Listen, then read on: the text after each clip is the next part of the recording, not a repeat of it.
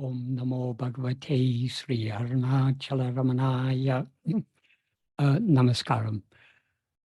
Today the question I've been asked to address is, this was a question asked by a friend called Chandrasekharan.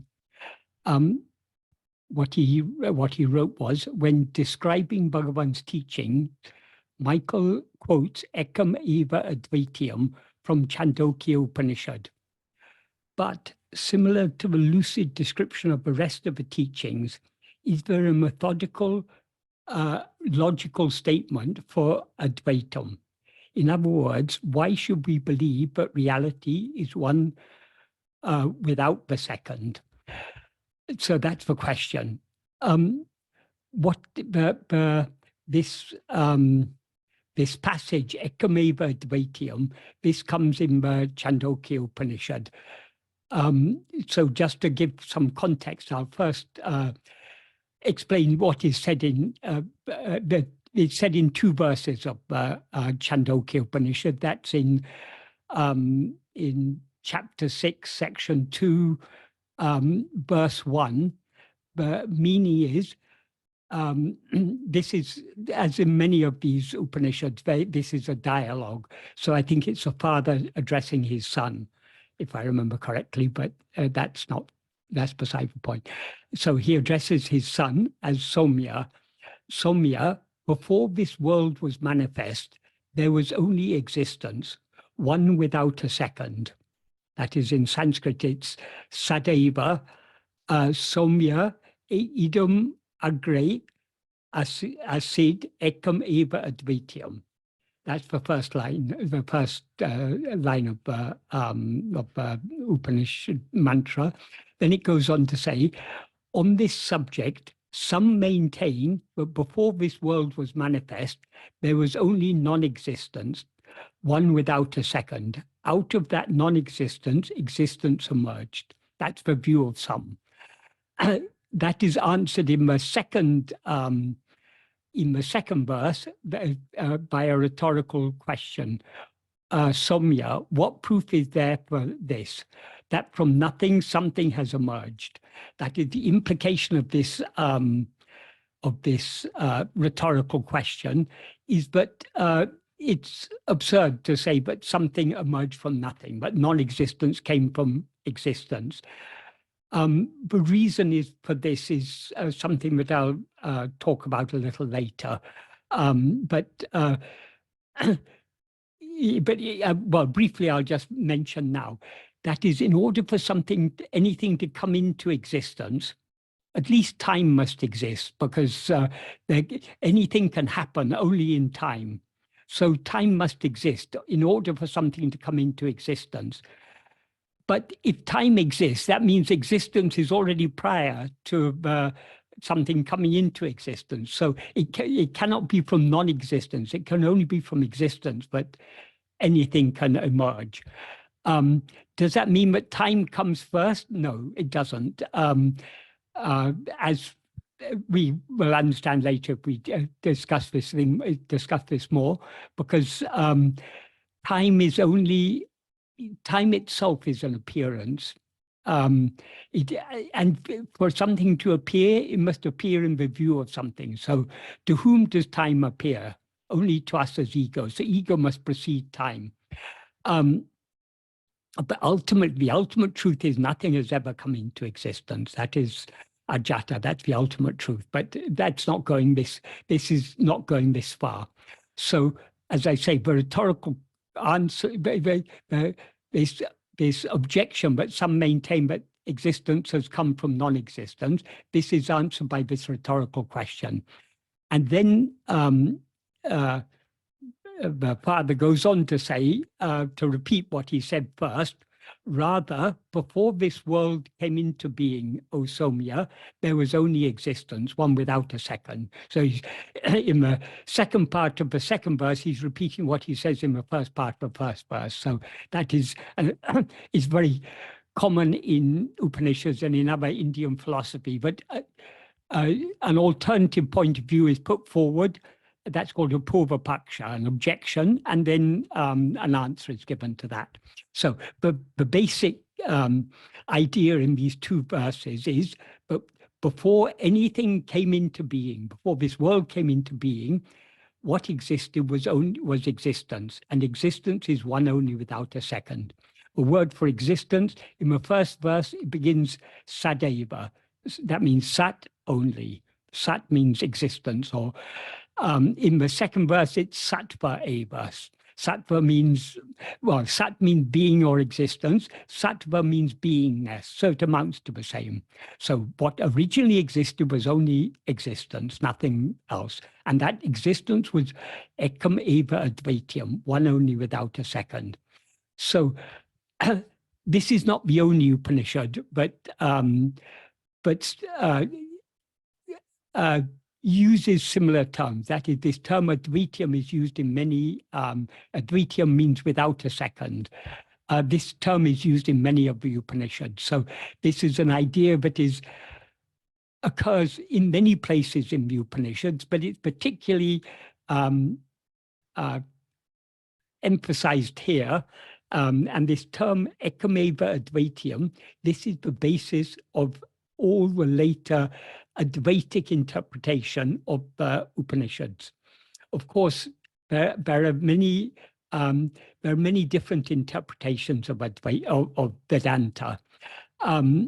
Advaita is just one among them. So other interpretations that don't agree with Advaita say, yes, in the beginning there was only existence, but from that existence evolved into all this, that it became all this. That is called parinamavada, the theory of becoming, of development, of one thing becoming another. But according to Advaita, there is always only one without a second. All the multiplicity is just an appearance. So why do I often quote this? Well, it's not only me who quote it, Bhagavan himself quotes it. That's part of the reason. I mean, I quote it partly because this is a fundamental principle of Advaita, but I also quote it because it's something that Bhagavan quotes.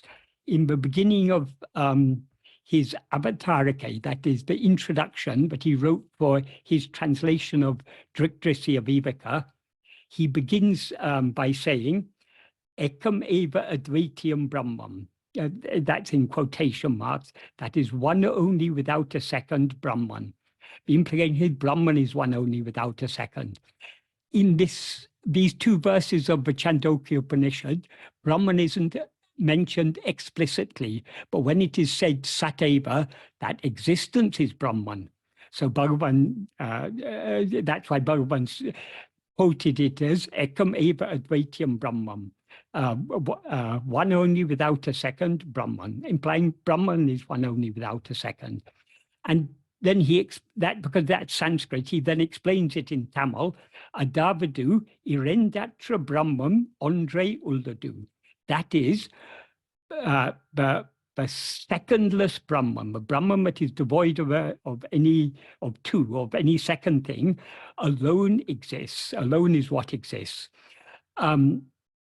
The reason he says this is, he says, when that is the Advaita Siddhanta, that is the conclusion of Advaita.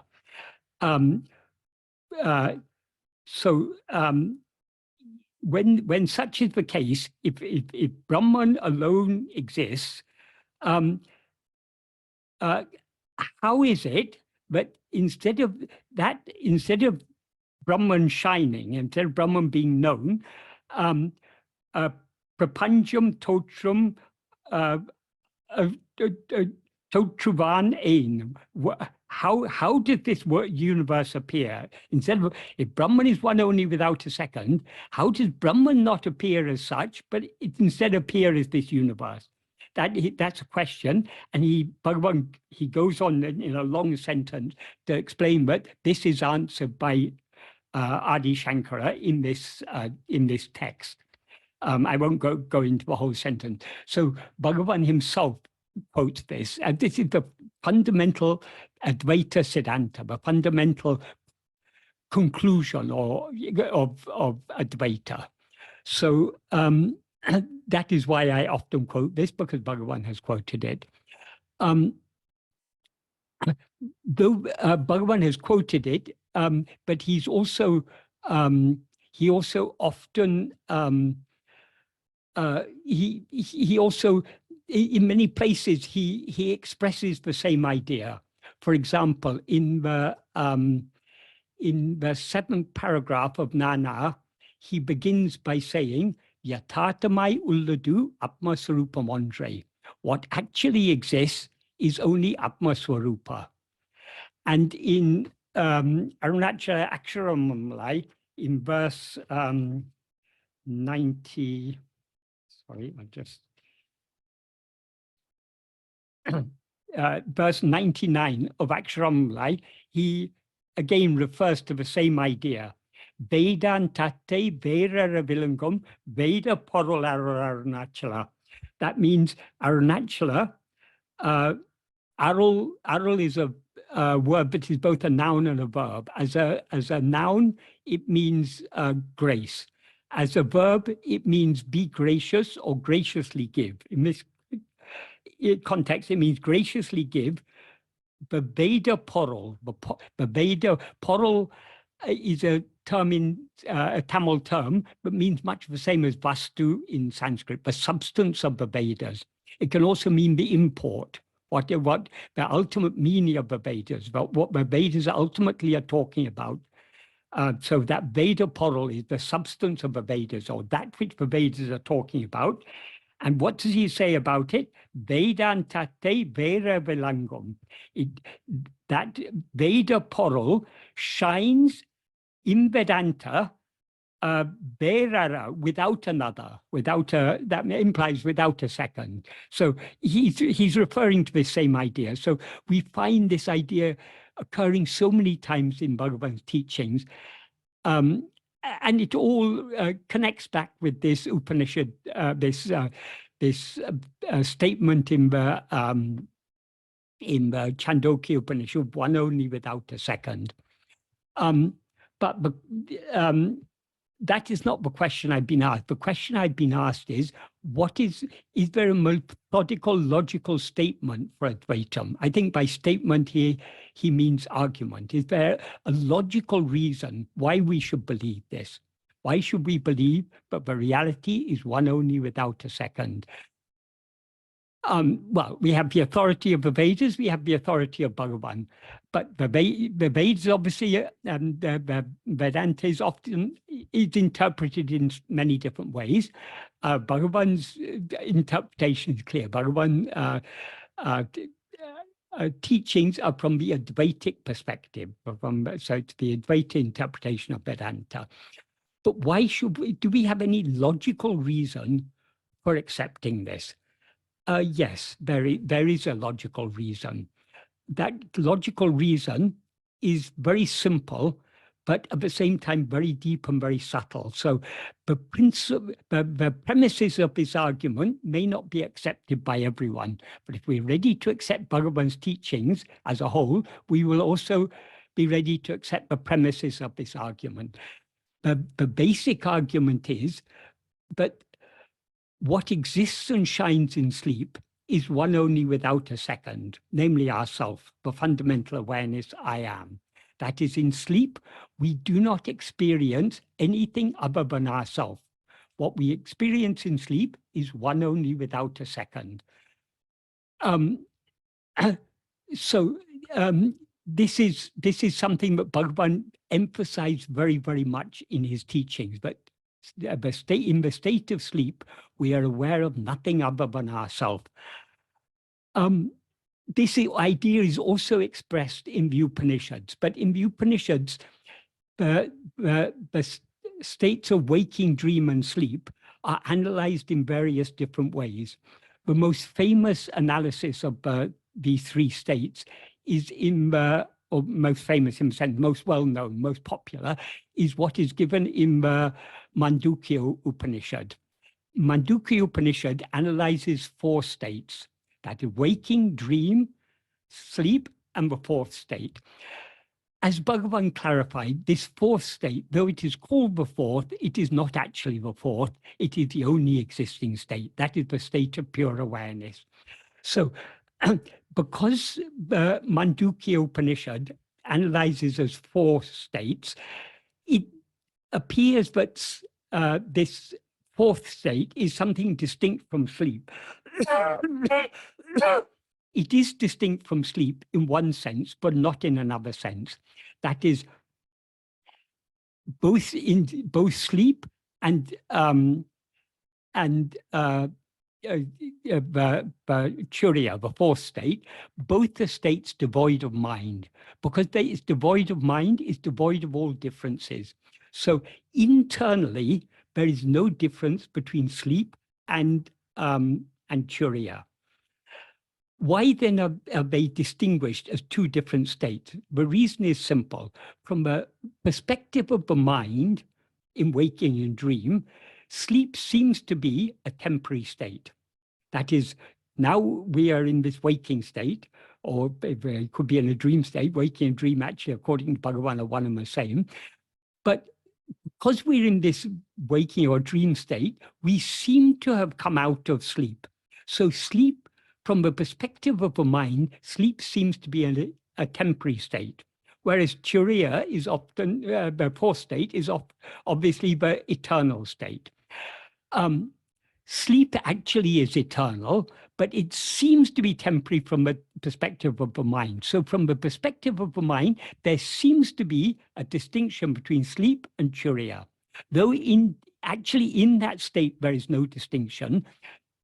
Now we are viewing that state, we're viewing sleep from the perspective of the ego in waking or dream, and so sleep seems to be a temporary state. So as a temporary state, as one among the 3 states, sleep is not real. But as the only existing state, it is real. So from one perspective, sleep is distinct from Churiya, and from another perspective, it is not distinct from Churiya. In the Brihad Aranyaka Upanishad, there is an analysis of the 3 states in chapter 4, section 3. And sleep is particularly spoken about from verse, the verse I'm going to talk about particularly are from verse 23 to 30, but a little before that it begins, what is, I think from about 21 or so. A second, I'll just find it. And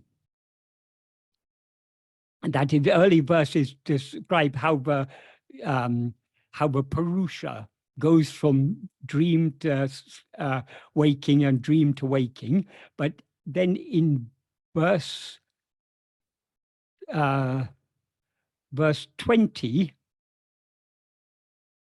verse 19, I think, as a hawk or falcon flying in the sky becomes tired and stretching its wings is bound for its nest, so does this Purusha run for this state where, falling asleep, he craves no desires and sees no dreams. So having talked about waking and dream, it now takes up the subject of sleep. That's verse 19. And then there's some other things I said, but the main point I wish to talk about is the verses where but actually describing the state of sleep. In verse 23, what is said,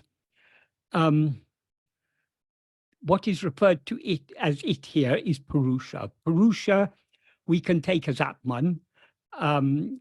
Purusha and Atman are more or less the same, but in this context, the term Purusha is, and that is the conscious being, let's say. That it does not see in this state is because, although seeing, it does not see. This is Bhagavan often talked about seeing without seeing, knowing without knowing, speaking without speaking. This is what is being talked about here. Again, I'll just repeat that it does not see in this state is because, although seeing then, it does not see. For the vision of the seer can never be lost, because it is immortal. In other words, the very nature of awareness is to be aware. Though it speaks about the seer, the seer is here a metaphor for what is aware. So what is aware is always aware. It's the implication here. The seeing is the very nature of the seer. So if the seer, so the seer is always seeing, but in sleep it does not see. Why is that? Because, but there in sleep, that is, but there is not that second thing separate from it which it can see. Here, the term advaitam, the same term that is used in the Chandogya Upanishad, is used. Both advaitam, which means without a second, and anya, which means other. There's no other thing. There's no second thing for it to see. This is something Bhagavan often said regarding the state of sleep. Bhagavan has taught us very explicitly that in sleep there is no body and no world. But this is an idea that many people have difficulty in grasping. No, I may not be aware of the world or the body when I'm asleep, but others who are awake see it. But what Bhagavan replied to that is, since we do not cease to be aware in sleep, because we continue to be aware of our own existence, if the world existed in sleep, we should be aware of the existence of the world. The fact that we're not aware of the existence of the world in sleep, but we are aware of our own existence, means that the world doesn't exist in sleep. So that is what this Upanishad is saying. There is no second thing, nothing other to see or be known in sleep. So this is verse 23. And then the subsequent verses go on to say about each of the senses. Verse 24 says that it does not smell in that state is because, although smelling then, it does not smell. For the smeller's function of smelling can never be lost because it is immortal. But there is not that second thing separate from it which it can smell. This is expressed in a way analyzing each of the five senses, but ultimately what is implied by this is what is aware is always aware. So if it's not aware of anything, that means there's nothing for it to be aware of. So in sleep, there's no second thing for us to see or to smell. And verse 25 says the same about taste, that it does not taste in that state is because, although tasting then, it does not taste. For the taster's function of tasting can never be lost because it is immortal. But there is not that second thing separate from it, which it can taste. So there's no separate from it is the anya. There's no second thing, no separate thing, no other thing for it to taste. And verse 26, it doesn't mention one of the five senses, it mentions speaking. This is, it's interesting that it brings in speaking here. What is said in this verse is in the same format.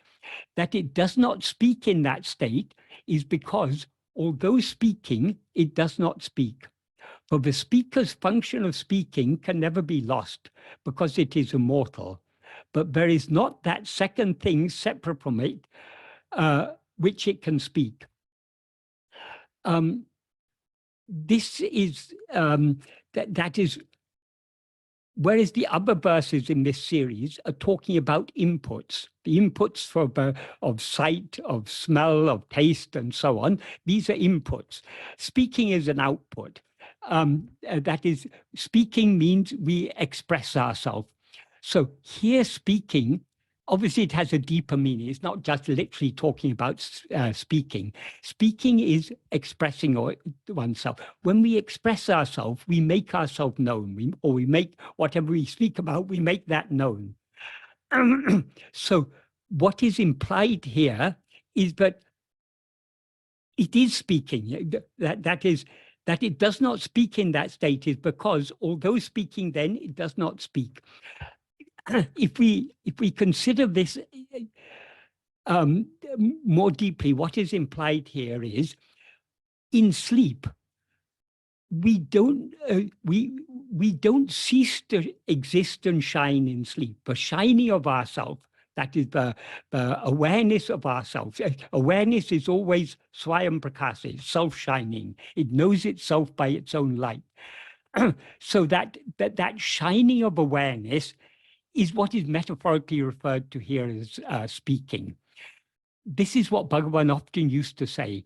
The ultimate language is not the language of words, but the language of silence. Silence is ever speaking, Bhagavan often used to say. What did he mean by it's ever speaking? Silence is, when Bhagavan talks about silence, he's not just talking about vocal silence or mental silence. He's talking about the silence of pure being. That silence of pure being, the silence of Sat, in other words, is Chit, is awareness, which is ever shining. So when he says, but silence is eternal speech or eternal language, he means it's ever shining, because it is that Sat Chit which is ever shining. So when it is said here that it does not speak in that state, is because although speaking then, it does not speak. What is implied is it is ever shining by its own light, but it doesn't illumine anything else, because there's no other thing to illumine. There's no other thing to be made known by it. This connects a little bit with what Bhagavan says in verse 12 of Ulidunapta, which I'll speak about a little later. So I'll just continue. Verse 27 is about hearing. Again, in the same format, that it does not hear in that state is because, although hearing then, it does not hear. For the listener's function of hearing can never be lost because it is immortal. But there is not that second thing separate from it, which it can hear. And 28 is about thinking. That it does not think in that state is because, although thinking then, it does not think. For the thinker's function of thinking can never be lost, because it is immortal. But there is not that second thing separate from it, which it can think. And 29 is about touch, for the other one of the five senses, which hasn't been mentioned so far. That it does not touch in that state is because, although touching then, it does not touch. For the toucher's function of touching can never be lost because it is immortal. But there is not that second thing separate from it which it can touch. And finally, in verse 30, it summarizes all these by referring to knowing. That it does not know in that state is because, although knowing then, it does not know. For the knower's function of knowing can never be lost because it is immortal. But there is not that second thing separate from it which it can know. So the reason I refer to these verses is to show that what Bhagavan is teaching us is also there in the Upanishads. When what Bhagavan says about sleep, but in sleep there is no second thing separate from us for us to know. This is an idea that is very clearly expressed in these verses of this particular Upanishad, this Brihadaranyaka Upanishad. So, according to this, sleep is the perfect state in which there's no second thing. It is a state of ekamevadvitiyam. The word advaitam is used in all of these verses. There's no second thing. And to back it up, the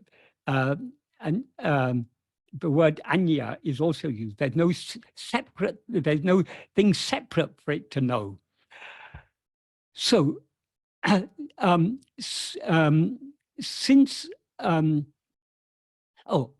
this is particularly significant is because in Advaita, there are many different levels of explanation, because questions are asked from many different perspectives and appropriate answers have to be given.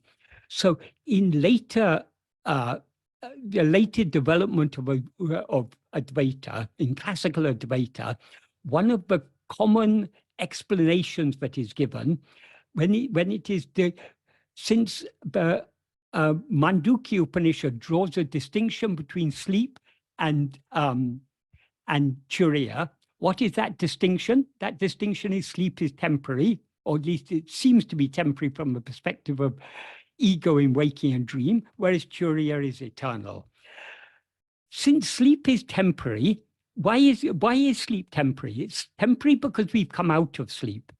So a question that is often asked is, if nothing exists in sleep, nothing except Brahman exists in sleep, why does ego and consequently the world rise again in waking and dream?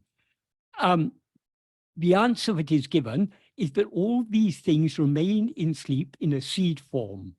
That's the seed form, the seeds that sprout as all these things are the vasanas. And the totality of all vasanas is what is called the karana sarira, the causal body, or anandamaya kosha, the sheath composed of bliss. Because all vasanas are the driving force behind all vasanas is the basic desire that we all have to be happy, but the basic liking that we all have to be happy. So all vasanas are inclinations driven by this fundamental inclination to be happy. That's why it's called Anandamaya Kosha. And it's also what is called Chittam, the will. So in classical Advaita, it is often said, but though everything else ceases to exist in sleep, Vakarana Sarira remains. But that explanation of Vakarana Sarira remains actually clashes with, for example, what is said in this Upanishad and what Bhagavan said. So to say that Vakarana Sarira remains in sleep, that is an explanation, what Bhagavan would refer to as an explanation given to the questions of others. Bhagavan uses this term, an answer given to the question of others. Bhagavan uses this term in Uludunapdu Anubandham when he's talking about in many texts say, but though Agamya and Sanchita cease to exist, but Prarabdha remains for the jnani. So Bhagavan says that statement is an answer given to the questions of others. That is, when people ask many questions without understanding the basic principles, they have to be given appropriate answers that are appropriate to their level of understanding. So this teaching that the Karana Sarira remains in sleep is an answer given to the question of others. It's an explanation that is necessary to give to those who lack deeper understanding. But from the perspective of Bhagavan's teachings, we shouldn't need such an answer. Why? Because according to Bhagavan, ego doesn't actually exist, even when it seems to exist. So we can never explain why or how ego has ever come into existence, because it has never come into existence. So trying to when people used to ask Bhagavan, but why is there Maya? Why did ego arise? Bhagavan said, why or how? The wrong question. We need to investigate, what is this ego? The ego is the same as Maya. Ego is itself Maya, as Bhagavan indicated clearly. So if we investigate what this ego is, we will find there's no such thing at all. As he says in verse 17 of Upadeshundiya, Manati Nurube Maravaduchava Manamenam Ondrile. If we investigate the mind without forgetting, in other words, we vigilantly investigate the form of the mind, the nature of the mind, we will find there's no such thing as mind at all. So since there's no such thing as mind or ego at all, there's no need to explain how it came into existence. We cannot explain how it first came into existence, nor can we explain how it comes into existence from sleep. We need not explain it because it doesn't actually come into existence. But this is a very deep teaching that not all people will be ready to accept. So other different explanations are given to suit people at different levels. But according to the deeper teachings of Advaita, sleep is a state in which there is no second thing, no other thing. That is, if there's such a thing as the Karana Sarira, that's a second thing, because Brahman is not the Karana Sarira. So the Karana Sarira would be a second thing. But according to the Brihadaranyaka Upanishad and according to Bhagavan, in sleep there is no second thing. The reason we are not aware of anything other than ourself in sleep is because nothing other than ourself actually exists there. What we are aware of in sleep is ourself alone. So why I say all this is sleep is if we want to find a logical reason for why we should believe that there is one only without a second, we have to go back to our experience of sleep. What is our experience of sleep? In sleep, we experience ourselves. We experience our own being, our fundamental awareness, I am, and no other thing, no second thing. So sleep in sleep, what we experience is one only without a second. And what is the one we experience? It is existence alone, sateva, as Bhagavan says. So we all have, we all experience a state in which we experience ourselves as one only without a second.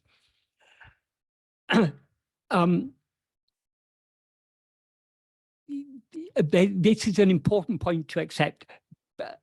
Before I go on to draw a further inference from this, I just want to touch upon, because it's relevant to what these verses of the Brihad and Aranyaka Upanishad, that is, and it's also relevant to the idea that Bhagavan is often stressing that what actually exists is one without a second.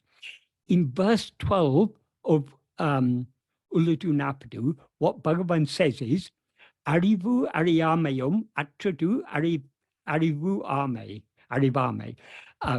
That is, what is devoid of knowledge and ignorance is actually knowledge.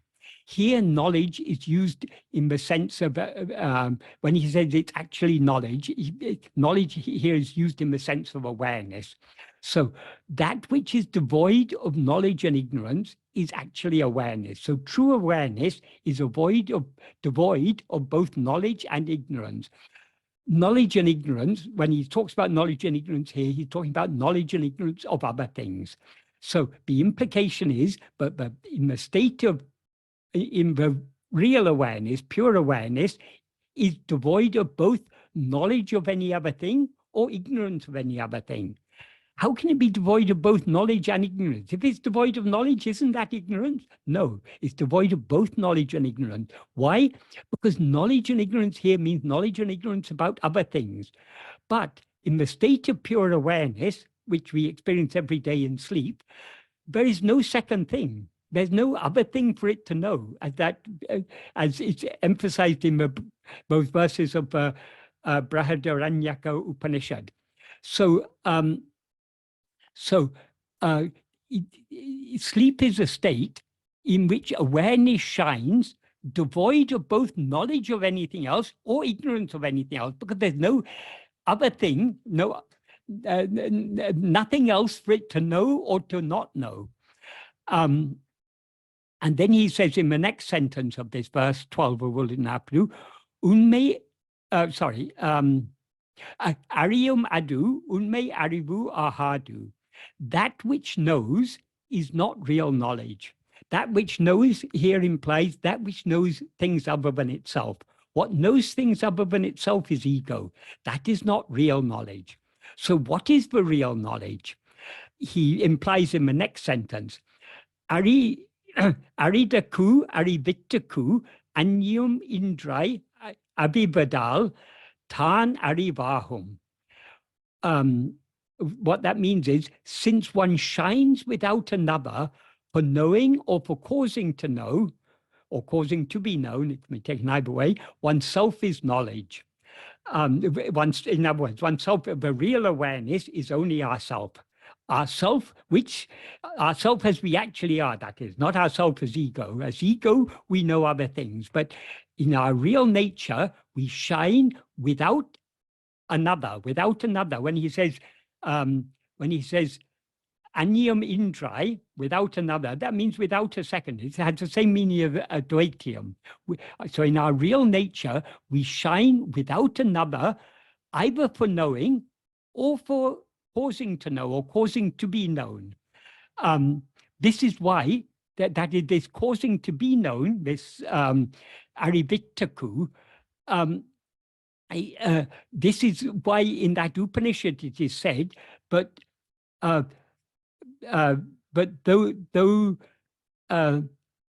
though speaking, it does not speak because there's no other thing for it about which to speak.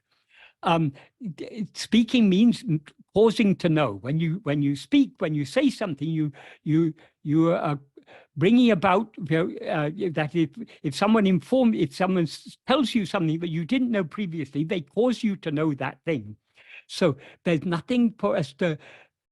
In that state, there's no other thing. So there's nothing either to know or to cause to know or to cause to be known. So in this sentence, Bhagavan is very strongly emphasizing that in our real state, in the state of pure awareness, there is no other thing. There's no second thing. So the implication here is the same as ekamevadvitiyam, one only without a second. And that is, Bhagavan is not just talking here about some state which we do not know. We all know this state. We all experience this state every day in sleep. We experience a state in which we are aware of ourself alone and no second thing, no other thing. But then he goes on to say in this sentence, parantru, not a void. What does he mean is not a void? That is, though pure awareness is devoid of knowledge and ignorance of any other thing, it is not a void. If knowledge and ignorance of other things were real, then it could be said the state in which there's no knowledge and ignorance of other things is an empty state, a state of void. But it's not a state of void because there's no other thing for it to know. And then he ends the verse saying, Ari, know this, no, implying know this. Similarly, in verse 27 of Upadeshundya, he says very much the same thing. The first sentence is almost exactly the same as the first sentence of verse 12 of Uludunapadu. This is such an important idea. He stressed it both in Upadeshundya and in Uludunapadu. Arivu arayamiyum atra arivai arivahum. That means only knowledge that is devoid of knowledge and ignorance is knowledge. Knowledge here, as I say, implies awareness. So only that awareness that is devoid of knowledge and ignorance about anything else is implied is knowledge. Unmeidu, this is real, or this is the reality. This alone is what is real. That state, that awareness that is devoid of knowledge and ignorance about anything else, that alone is what is real. Why is this? Aribadaku ondru illai. There is not anything for knowing. So exactly the same as is said in that Upanishad about sleep. In that state of pure awareness, there's not anything for knowing. So since there's nothing for knowing in sleep, how can there be anything for knowing, anything to be known in the state of pure awareness, which is Turiya? So why I talked about all these things is to emphasize, is to point out how much it's emphasized by Bhagavan and also by the Upanishads, that that real awareness is devoid of knowledge and ignorance about other things because there's nothing else to know or to not know. Why is it devoid of ignorance? We can be said to be ignorant of something only if there's something of which we're ignorant. But when there's no second thing, the only thing that exists is Sat, which is Chit, which is ever shining. So Swayam Prakasha, it shines by its own light. So we can never be ignorant of our own existence, because our own existence is self-shining. We are always aware I am. In waking and dream, we're aware of so many things. But even when we are aware of so many other things, we don't cease to be aware of our own existence. We're always aware I am. In sleep, we're also aware I am, but not aware of anything else because there's nothing else for us to be aware of. So in sleep, we cannot be said to be either to know anything or to not know anything, because there's nothing for us to know or to not know. All that exists in sleep is our own existence, which is ever shining as the pure awareness I am.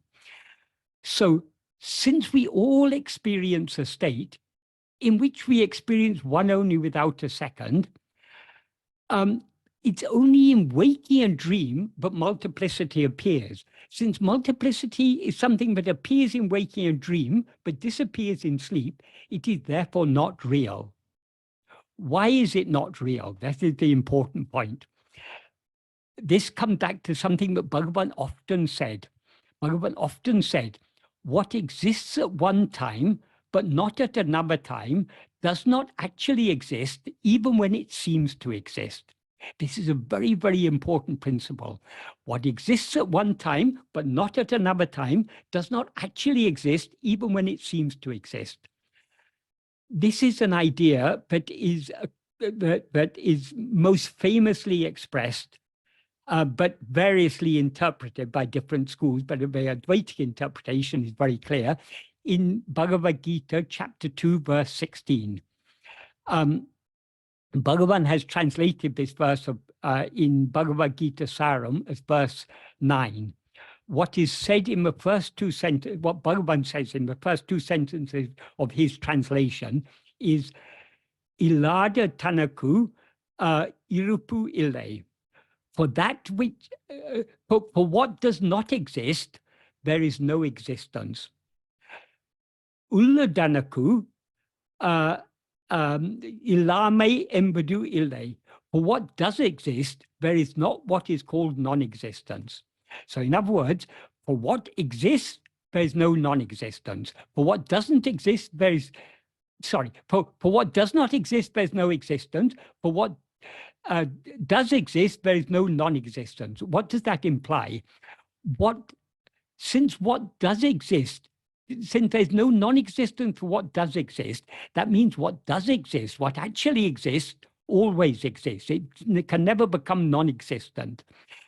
And what doesn't exist, what doesn't always exist, doesn't actually exist at all. Because for what does not exist, there is no existence. So what actually exists is only what is permanent.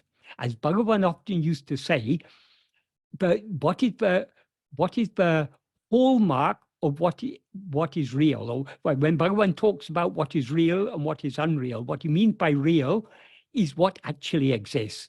What he means by unreal is what doesn't actually exist, even if it seems to exist. So what is the hallmark of what is real, or what actually exists? Bhagavan says it must be eternal. In other words, it must always exist. Something that exists at one time and not at another time doesn't actually exist even when it seems to exist. So it must be eternal. It must be unchanging. Because if a thing changes, it's one thing at one time and it becomes another thing at another time. Therefore, what it was previously ceases to exist when it becomes something else. If we consider our body, once our body was a small baby. Now that baby body has now changed into this adult body. So the baby body no longer exists. The adult body has replaced it. So neither the baby body nor the adult body are real, because they that baby body existed in the past, it doesn't exist now. This adult body exists now, it didn't exist in the past, and it's not going to exist in the future. So it's not real. So anything that is changing is therefore not permanent. Whatever is not permanent is not real, because there can never be any non-existence of what actually exists. So anything that comes into existence and ceases to exist doesn't actually exist, even when it seems to exist, is the implication.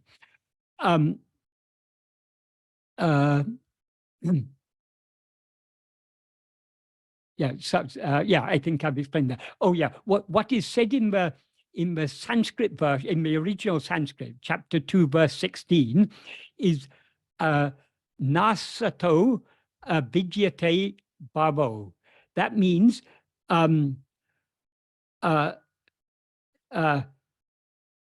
there's of the non-existent asat, there is no bhava, there's no existence. Nabhavo vidyate sataha, there's not non-existence of the existent. That is, the existent can never be non-existent, but the non-existent can never be existent, is the implication. Obviously, this is the advaitic interpretation of this verse. Others who do not accept Advaita are not willing to accept this interpretation. So the word bhava, which means existence, also has other meanings depending on the context. So bhava can also mean permanent. So how this verse is usually interpreted, there's no permanence of what is non-existent, and there's no impermanence of what is existent. So they slightly dilutes the meaning, because they say, yes, things that appear, they do exist, but they're just not permanent. Whereas the Advaita interpretation is, since they appear and disappear, they do not exist even when they seem to exist. So this is why, since multiplicity appears only in waking and dream, it is not real, because it's not permanent. This is where this objection that people raised when Bhagavan said, well, body and world don't exist in sleep. Oh, no, Bhagavan, they do exist. Others know they exist. It's only we don't know they exist. And Bhagavan answered that by saying, you exist in sleep. You don't need others to tell you that you exist in sleep. You know very well you existed in sleep. Why then do you need others to tell you that the body and world exist in sleep? Since you didn't know their existence, they didn't exist. Because since you were aware in sleep, if the body and world existed in sleep, you should have been aware of them. Why were you not aware of them? Because they didn't exist. That is the view of Bhagavan. That is the view of Vedanta. That is view clearly expressed in those verses of Brihad Aranyaka Upanishad that I referred to.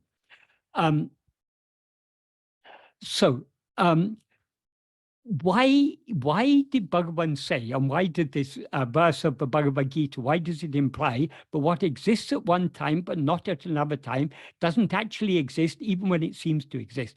What is the reason for this? It's something, what does not always exist is not intrinsically existent. If something is intrinsically existent, that is, if existence were its very nature, it couldn't cease to exist. So anything that seems to come into existence and ceases to exist, it's not intrinsically existent. Existence is not its very nature. For example, the first thing that comes into existence before anything else can come into existence is ego. As Bhagavan says in verse 26 of Ulunabdu, if ego comes into existence, everything comes into existence. If ego doesn't exist, everything doesn't exist. Because the reason he said that is because everything exists only in the view of ego. So if ego were intrinsically existent, that is, if existence were the very nature of ego, it could never cease to exist.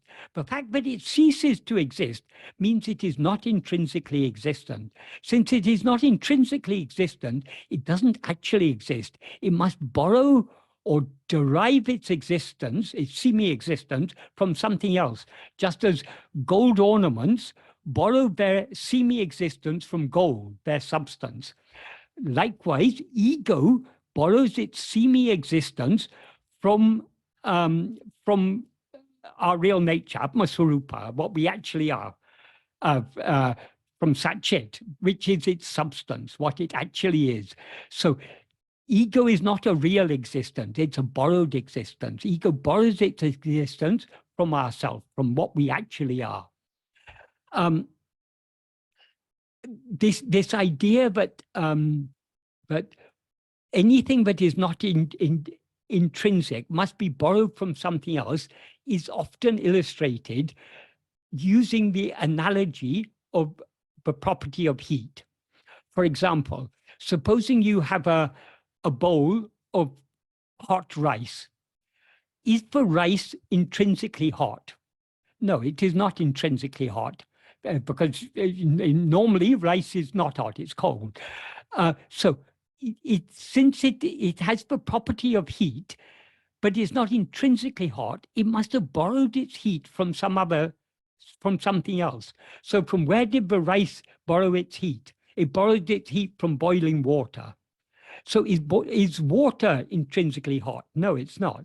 It borrowed its heat from a hot pan.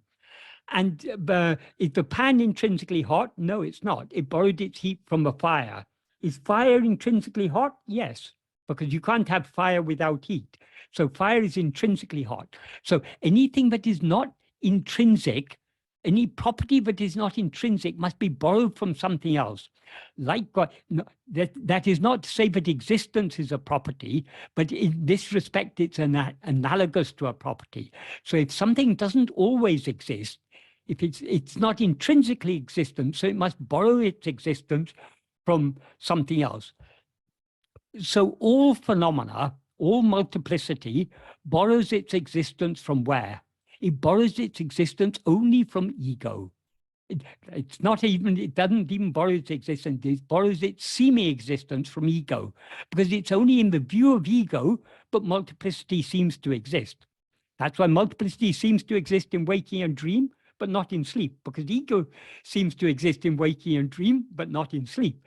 So it's only in the view of ego, but multiplicity seems to exist. So multiplicity derives its seeming existence from the seeming existence of ourself as ego. And from where does ego borrow its existence? From the real existence of ourself as we actually are. So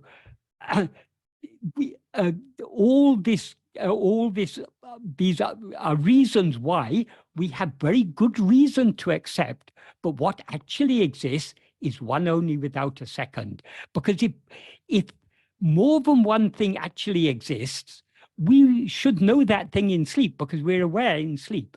Since we're not aware of anything else in sleep, since we know nothing else in sleep, why do we know nothing else in sleep? Because nothing else actually exists in sleep. What we know in sleep is only our own existence, because that alone is the real existence. That is the existence but alone remains when all other things, the seeming existence of all other things ceases, as in sleep, and as in Turiya, of course. Although Turiya is eternal, so in Turiya we can't even say everything ceases to exist in Turiya, because we can't say but what never existed has ever ceased to exist, but that is going further to the state of ajata. We don't have to go that far at the moment. I mean, that's the ultimate truth, but that is not entirely relevant to what we're talking about now. What we're talking about now is that even when there seems to be multiplicity, what actually exists is one only without a second. Because the multiplicity is something that appears and disappears. Therefore, it's not real. It just seems to be real, but it's not actually real. It seems to exist. It doesn't actually exist.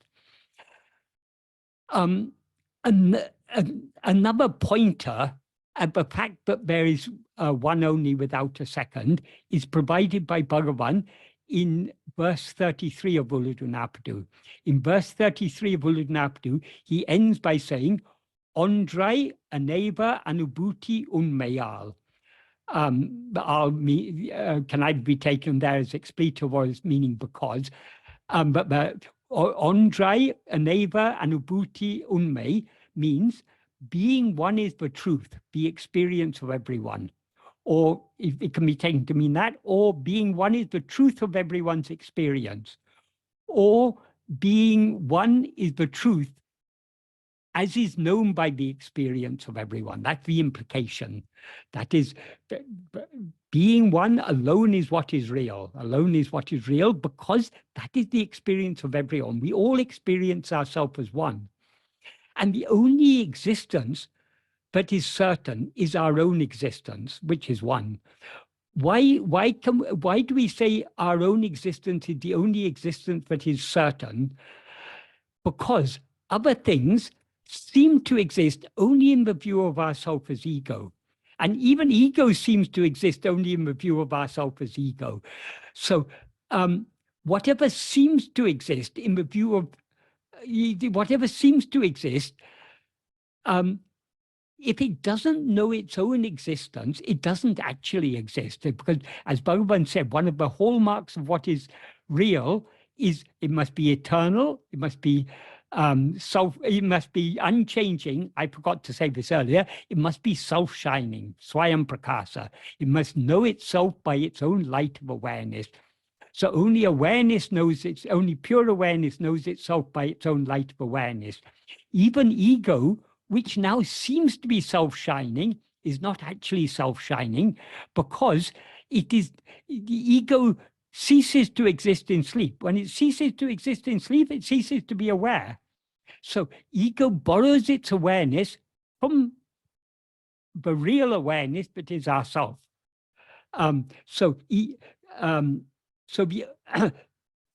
ego is not a real existence, nor is anything else real. The only existence about which we can be certain is our own existence. All other things, all we can say about them is they seem to exist. Yes, the world seems to exist, the body seems to exist, the mind seems to exist, ego seems to exist, but do they actually exist?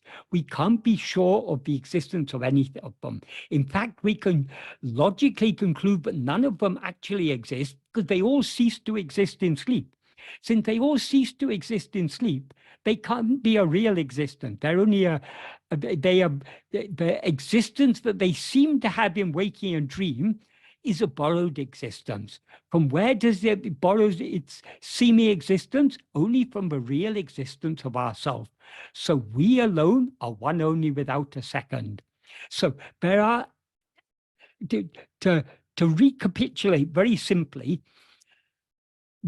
since we experience ourselves as one only without a second in sleep, and since multiplicity appears only in waking and dream, multiplicity cannot be real because it's only a temporary appearance.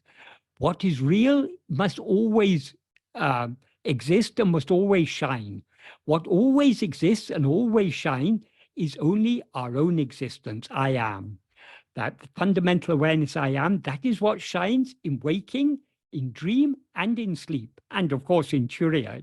So in waking and dream, it shines seemingly along with other things. In sleep and in Turiya, it shines alone, one only without a second, as is emphasized in those verses of Brihadaranyaka Upanishad, and as Bhagavan repeatedly emphasized in his teachings. So this is the logical reason why we should accept that there's one only without a second. Of course, we need to accept all the premises, which many people won't accept. But if we're ready to accept Bhagavan's teachings, we have to accept all these premises because they're perfectly reasonable, logical premises. But the most important question that wasn't asked, but I will pose the question now, what is the practical significance of this teaching? Because the hallmark of Bhagavan's teachings is Bhagavan's teachings are extremely practical. So if Bhagavan emphasizes something very strongly in his teaching, as he emphasizes this, but we are one only without a second, why he must be doing so for a practical reason. So what is the practical significance of this teaching? We can understand the practical reason for this from verse 26 of Upadesha. What Bhagavan says in verse 26 of Upadesha is Tanai iritale tanai aridalam Tane rendatradal undipara anmaya nishte id undipara. What that means is Tanai iritale tanai aridalam. Being oneself alone is knowing oneself.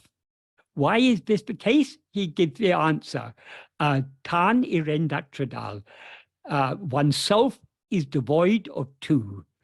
When he says irendatradu, this is the same term when in his avatarike for Dritrisya Viveka, when he explains the meaning of ekamevadvitiyam Brahmam, he says, Irendatra, sorry, I'll just get it again.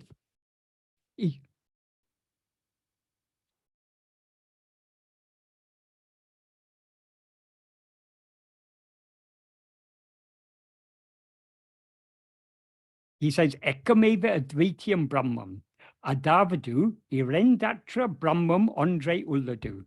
Ekameva advaitam Brahman, that is, Brahman which is without two, or without, implies without a second, alone exists. So this same Irendatra is the same term he uses here in this verse 26 of Upadeshundya. Tan Irendatra means since oneself is devoid of two, implies since oneself is without a second. So why is this a reason for what he said in the first half of the sentence? Because we are one, not two. So knowing ourselves is not one thing knowing some other thing. So when we know anything other than ourselves, we know it as we are the subject, what we know is the object. But knowing ourselves is not, it doesn't involve a subject and an object. It doesn't involve one thing knowing another thing. It's we ourselves knowing ourselves. So how do we know ourselves? Because what we actually are is pure awareness. So we know ourselves just by being ourselves, just by being pure awareness. And what does he mean by being ourselves? We are always ourselves. So what is special about being ourselves? Yes, we are always ourselves, and we always know ourselves.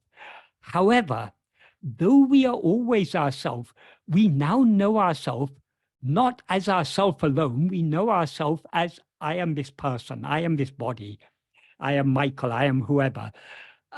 So though we know ourselves, we don't know ourselves as we actually are.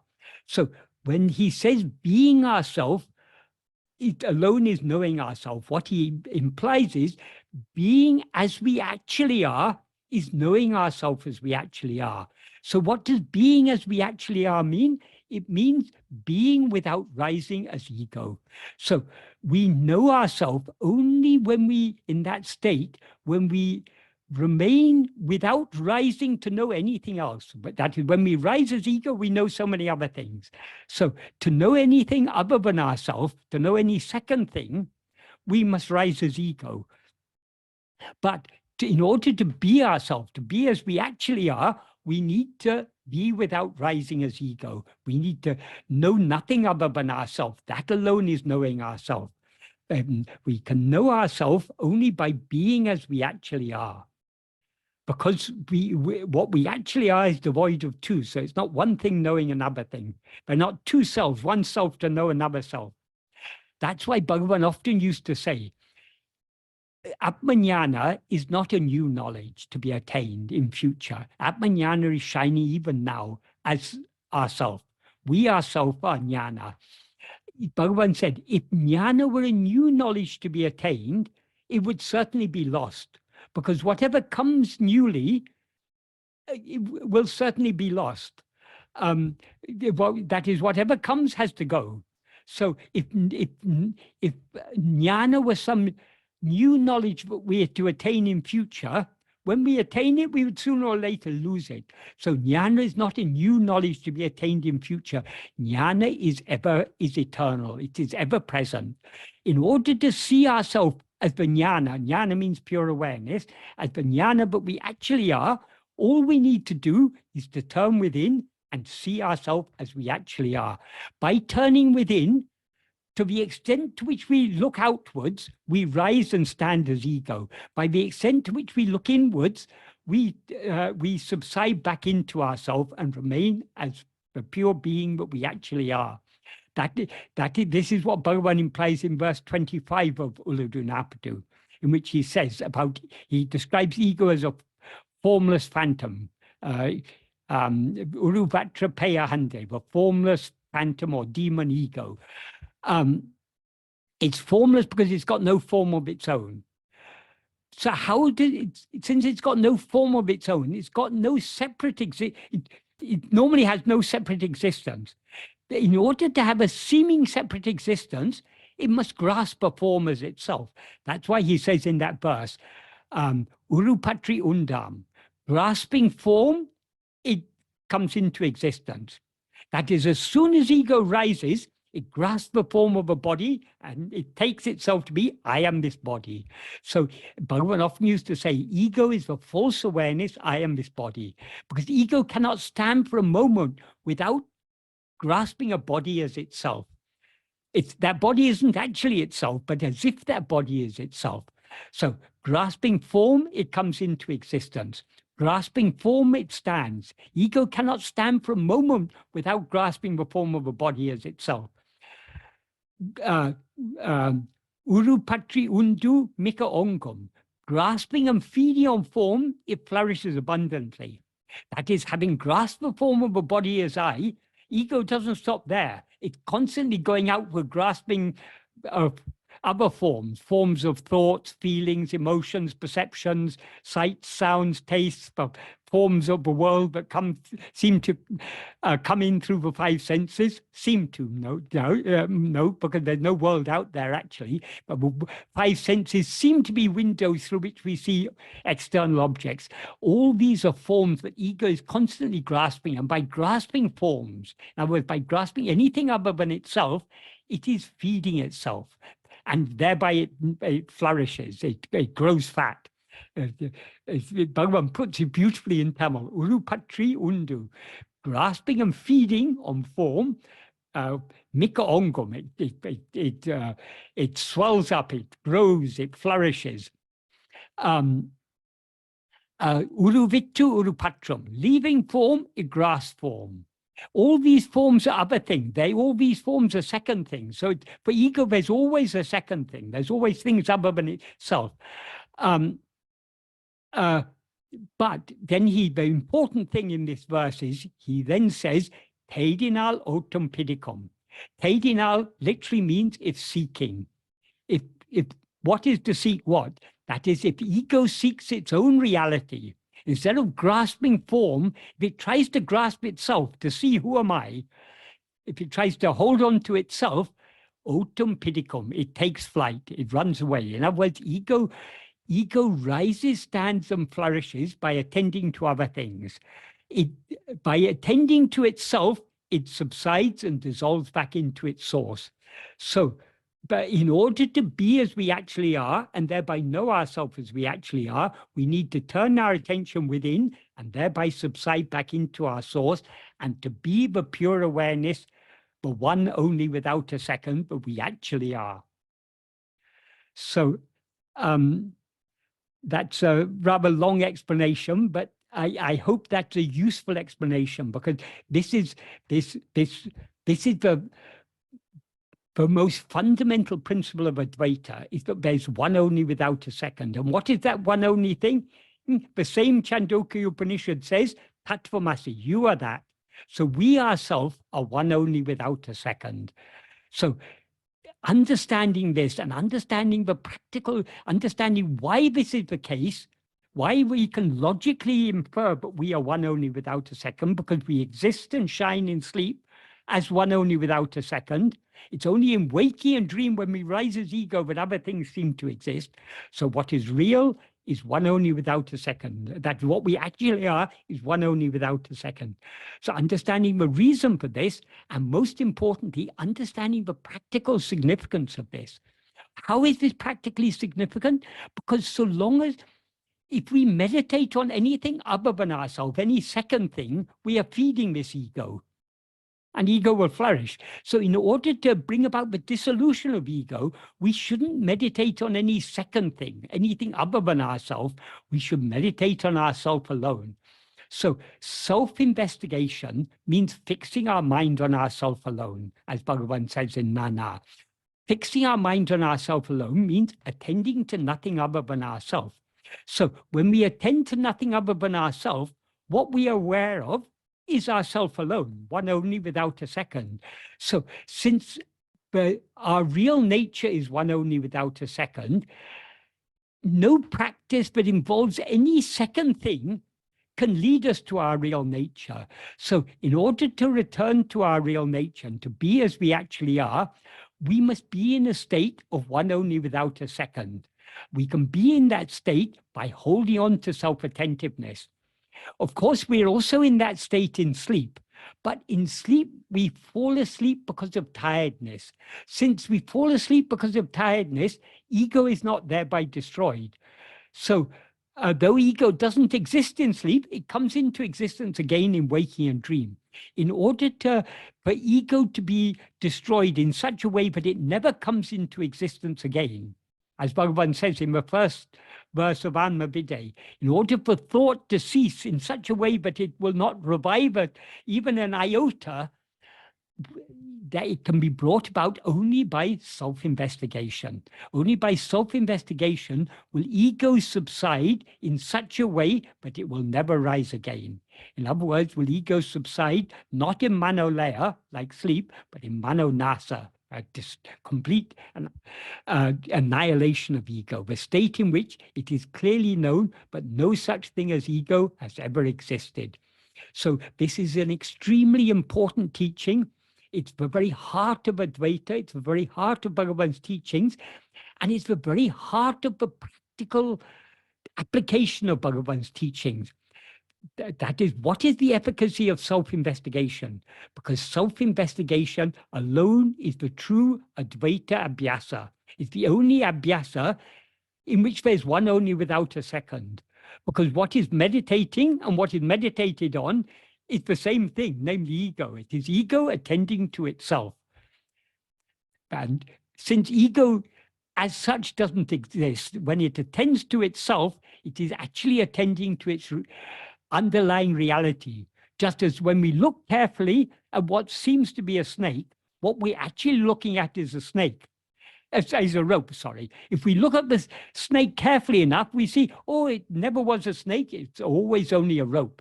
Likewise, if we look at this ego carefully enough, we will see its underlying reality, which is Sat-Chit, one only without a second, which is what we always actually are.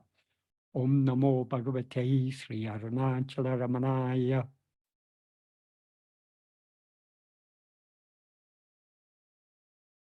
Hi, Michael. So the first question is, what did Ramana mean when he said that we should just be? I seem to remember him saying, don't meditate, just be. Don't think that you are, be.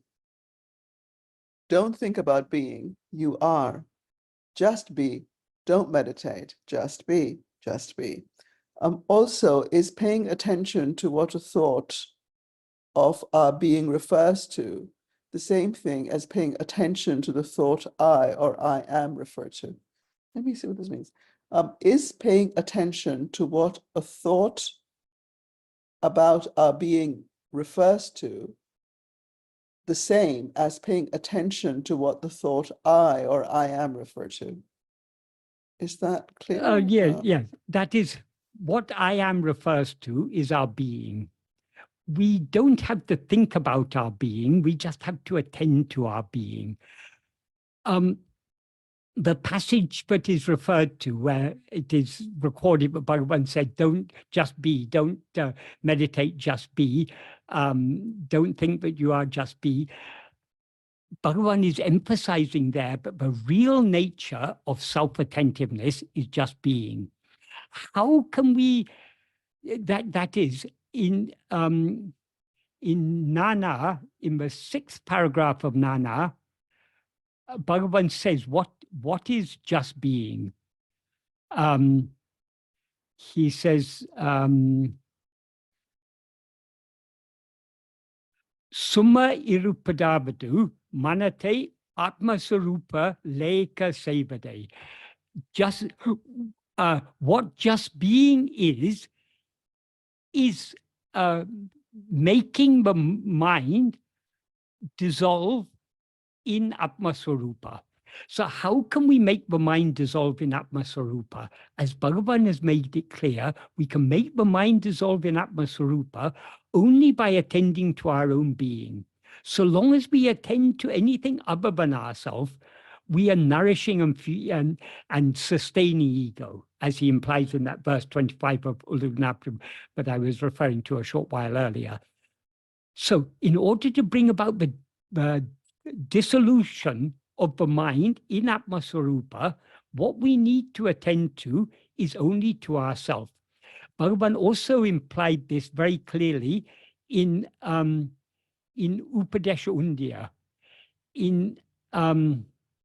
In verse 8 of Upadesha Undya, what Bhagavan says is that is, up to this point, he's been talking about Nishkarmiya karma. That is, and he talks about Nishkarmiya karma. There are three types of Nishkarmiya karma. Nishkarmiya karma means action done without desire, and done for the love of God is the implication of what he says in verse 3. Then in verse 4, he says, this is certain. Puja, japa, and dhyana are actions of mind, speech, and body. In this order, each is superior to the previous one. What he means here is, that is in verse 3 he had said, but in verse 2 he said, action will not give liberation.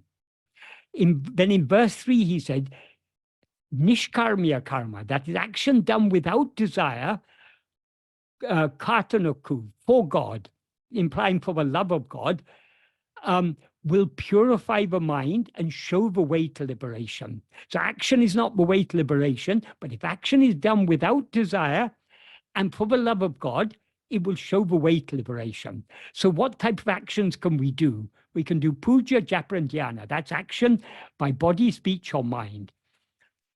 Then in verse 5, he says, what is puja?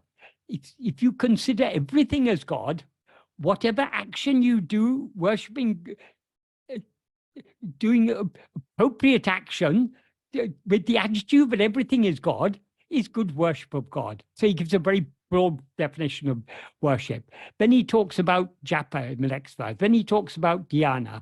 Each of these is superior to the previous one. What does he mean by superior? It is more effective in purifying the mind. So up to verse 7, he's talking about action of body, action of speech, and action of mind. In verse 8, what he says is, rather than Anya Bhava, Ananya Bhava, in which he is I, certainly is the best among all. What does he mean by Anya Bhava? Anya means what is other. Bhava in this context means meditation. So rather than meditating on what is other, the implication is rather than meditating on God as if he is other than ourselves. That is, so long as we're meditating on God as a name or form, God seems to be something other than ourselves. So rather than that, meditating on God as a name or form, as if he was something other than ourselves, Ananya Bhava. Ananya Bhava means meditation on what is not other. Not other than what? Not other than ourselves. And he clarifies that, Ananya Bhava, by saying, Avanaham ahum Ananya Bhava. Ananya Bhava in which he is I. So with the understanding that God is that which is shining in our heart as I, meditating on nothing other than I is certainly the best among all. So what he refers to as Ananya Bhava here is self-attentiveness. It's Atma-vichara. It's another way of describing Atma-vichara. And he says it is certainly best among all. Why, in the context, best among all means it's the most efficacious way of purifying the mind. It is meditating on ourself alone, meditating on nothing other than ourselves is the only means to destroy the mind. Not only is it the most only means to destroy the mind, it's the most effective means to purify the mind. What is meant by purifying the mind? The impurities in the mind are the vasanas, the Vishaya vasanas, the outward going inclinations. Those are weakened to the extent to which we hold on to self-attentiveness or Ananya Bhava. But then the important thing is the next verse. In verse 9, he says, Bhava Balatina, by the strength of that meditation, which meditation? The implication is that Ananya Bhava, that meditation on nothing other than ourselves.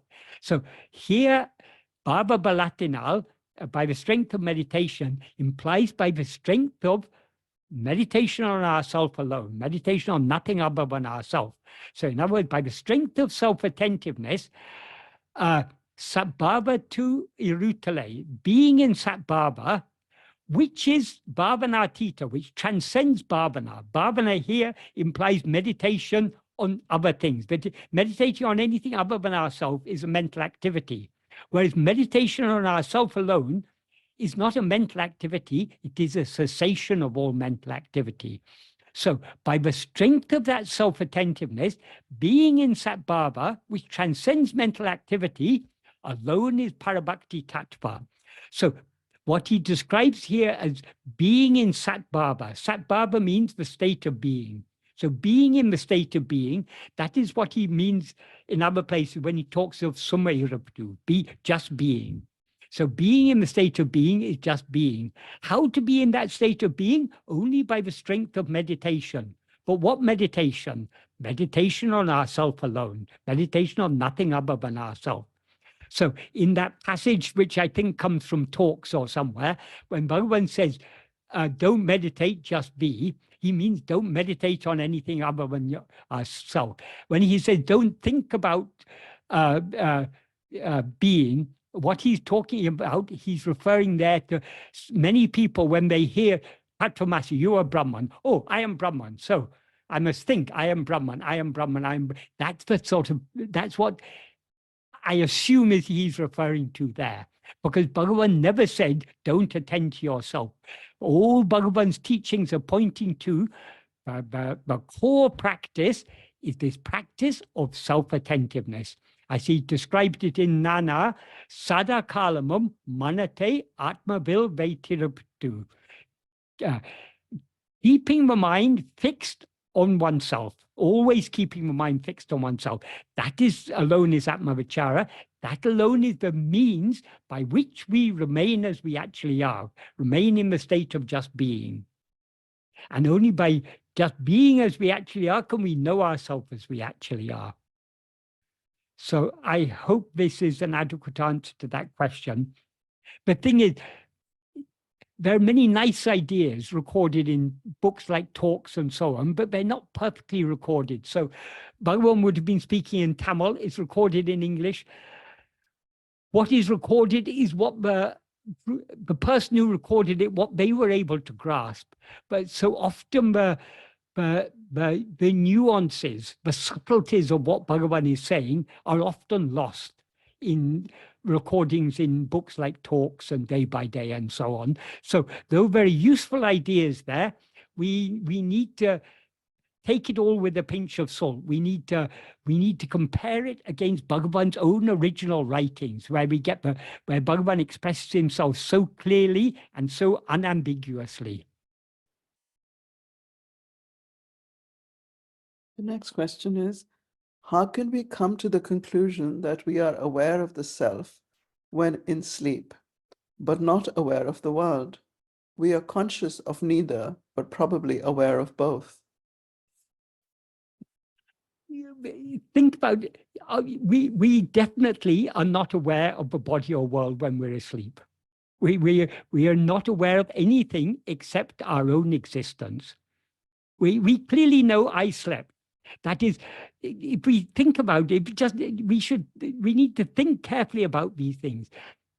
We are all aware of not just two states, we're aware of three states. In two states, namely waking and dream, we're aware of ourselves as a body and we're aware of other things. But we're also aware of having been in a third state in which we were not aware of anything. How can we be aware of having been in a state in which we were not aware of anything if we were not aware of being in that state? We weren't aware of anything. We weren't aware of any object because there was no second thing for us to be aware of. But we were aware, I am. We are aware of our existence. A little bit of deep reflection should make this clear to us. this will also become clear to us. This will become more and more clear to us the more we put this into we put Bhagavan's teachings into practice. Because what we are doing when we practice self-investigation, we are attending just to our own being. The more we attend to our own being, the more our being shines clearly, distinct from all the adjuncts with which it's now conflated. Yes, we're still aware of ourselves as I am this body, because ego hasn't yet been completely annihilated. But the more we attend to our being, the more we begin to see that our existence, our being, is something separate from this false identification, I am this body. So the more we become familiar with our being in waking and dream by practicing self-attentiveness, the more clear it will become to us. But we were very clearly aware of our being in sleep. But even if we haven't put in enough practice yet for that to be clear, a little bit of deep thinking about it should make it clear to us. Yes, we're all aware, but we are not always waking or always dreaming. There is a third state in which we are neither aware of this waking world nor aware of any dream world. From the perspective of ego in waking and dream, sleep seems to be a state of darkness, a state of we have no clear impression of what we experienced in sleep. That is because we as ego were not there, but we were there at the fundamental awareness I am. So why are we not aware? Why are we now not aware of sleep as it actually was experienced by us? Because what we experienced in sleep is only I am, a pure I am. But now that pure I am, we're experiencing mixed and conflated with adjuncts. We're not aware of ourselves as just I am. We're aware of ourselves as I am, but not just I am. We're aware of ourselves as I am this body, I am this person. So because as ego, our awareness of ourselves as we actually are is now clouded by this false superimposition of this false awareness, I am this body. That same false awareness, I am this body, that is obscuring us being aware of our being as it actually is now, prevents us being aware of our being as it actually was in sleep. But even though we cannot now recall exactly that experience of pure awareness as it was in sleep, we are clearly aware, yes, I slept. The fact that we are aware I slept means we were aware of being in a state in which we were not aware of anything. So we were aware, but not aware of anything. Why were we not aware of anything? Because as it's clearly said in that Upanishad, and as Bhagavan often emphasized, there's nothing else in sleep for us to know. There's no body or world in sleep. All that shines in sleep is I am. Our own being, our own fundamental awareness, Satchit. If that isn't clear to us, we need to think carefully about it. That is why the teachings, we shouldn't just read the teachings superficially. We need to read them attentively. Pay close attention to what Bhagavan is saying. That is the meaning of Sravana. Paying close, being attentively reading, not just superficially reading. That is true Sravana. And we need to think carefully about it, make sense of what Bhagavan is saying. So we need to think about it. Why does Bhagavan say we're aware that sleep is a state of pure knowledge, pure awareness? And sleep, waking and dream, a state of pure ignorance. Why does he say that? We need to make sense of it. So we need to think deeply about it. And most important, that's for manana. Thinking deeply about it to make sense of it is manana. But most important of all is nididhyasana. Actually putting it into practice by deeply, nididhyasana literally means deep contemplation. What are we to deeply contemplate? That which is one only without a second, namely our own existence. That is what we need to contemplate deeply. The more we do that, the more clarity we will get to understand what Bhagavan is saying. So the more we put this into practice, the more all our questions will dissolve. So we should we should, during the course of our practice, reach a point where almost all questions dissolve even before they arise, because the answer is so clear from, I mean, Bhagavan, if we understand Bhagavan's teachings deeply and correctly, we will find the answer to all questions are there either explicitly or implicitly in Bhagavan's own writings, in his own original words, in Uludu Napdu Nana, Arunachal Stuti Panchkam Upadesha Undya, Anma Bidde, all these works. It's all there. Bhagavan has said it all. But we need to that is, Bhagavan is a perfect broadcasting station. If there's a defect, the defect is in the receiving set. We are still like radios out of tune. So we need to attune the radio better and better to get better and better reception. So in other words, we need to attune our mind more and more to Bhagavan's teaching. The more our minds are attuned to his teachings by Sravana, Manana, Nididhyasana, Nididhyasana most important, the more clear his teachings will become. The more the sound coming from the radio is clear to the extent the radio is well tuned. So our mind needs to be well tuned by Sravana, Manana, and most importantly by Nididhyasana. Then all these things, then all our questions will dissolve. That is, the answers to the questions will become clear to us, because it's all there in Bhagavan's teachings if we have the eyes to see and the ears to hear.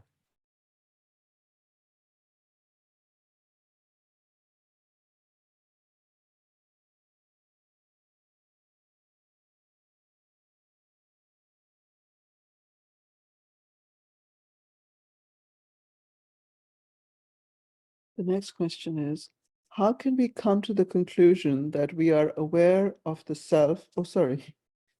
Sorry, it's the next one. Oh, can I just say one more thing about that? The very word aware of the self. When we talk about the self, it sounds like some second thing. But the self is one without a second. So it's not the self, it is myself. I myself. I am aware of myself. We are aware of ourselves. It's one only without a second. So the way it's translated, often these things are translated by people who lack deep and subtle understanding.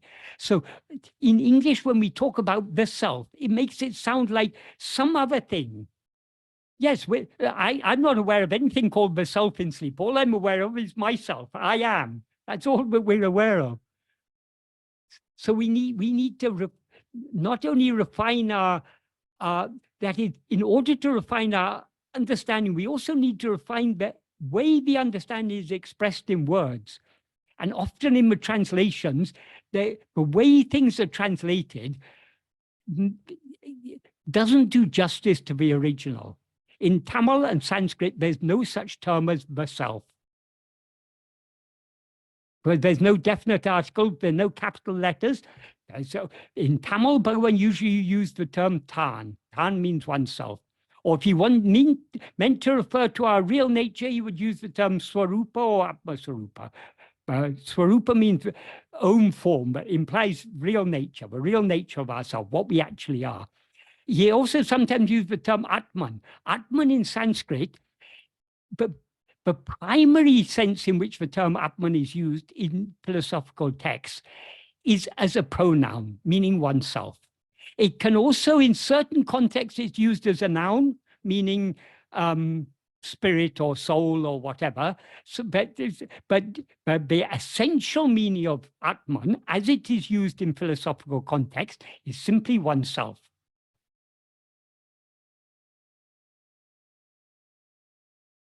Oneself means ourself. I myself, you yourself.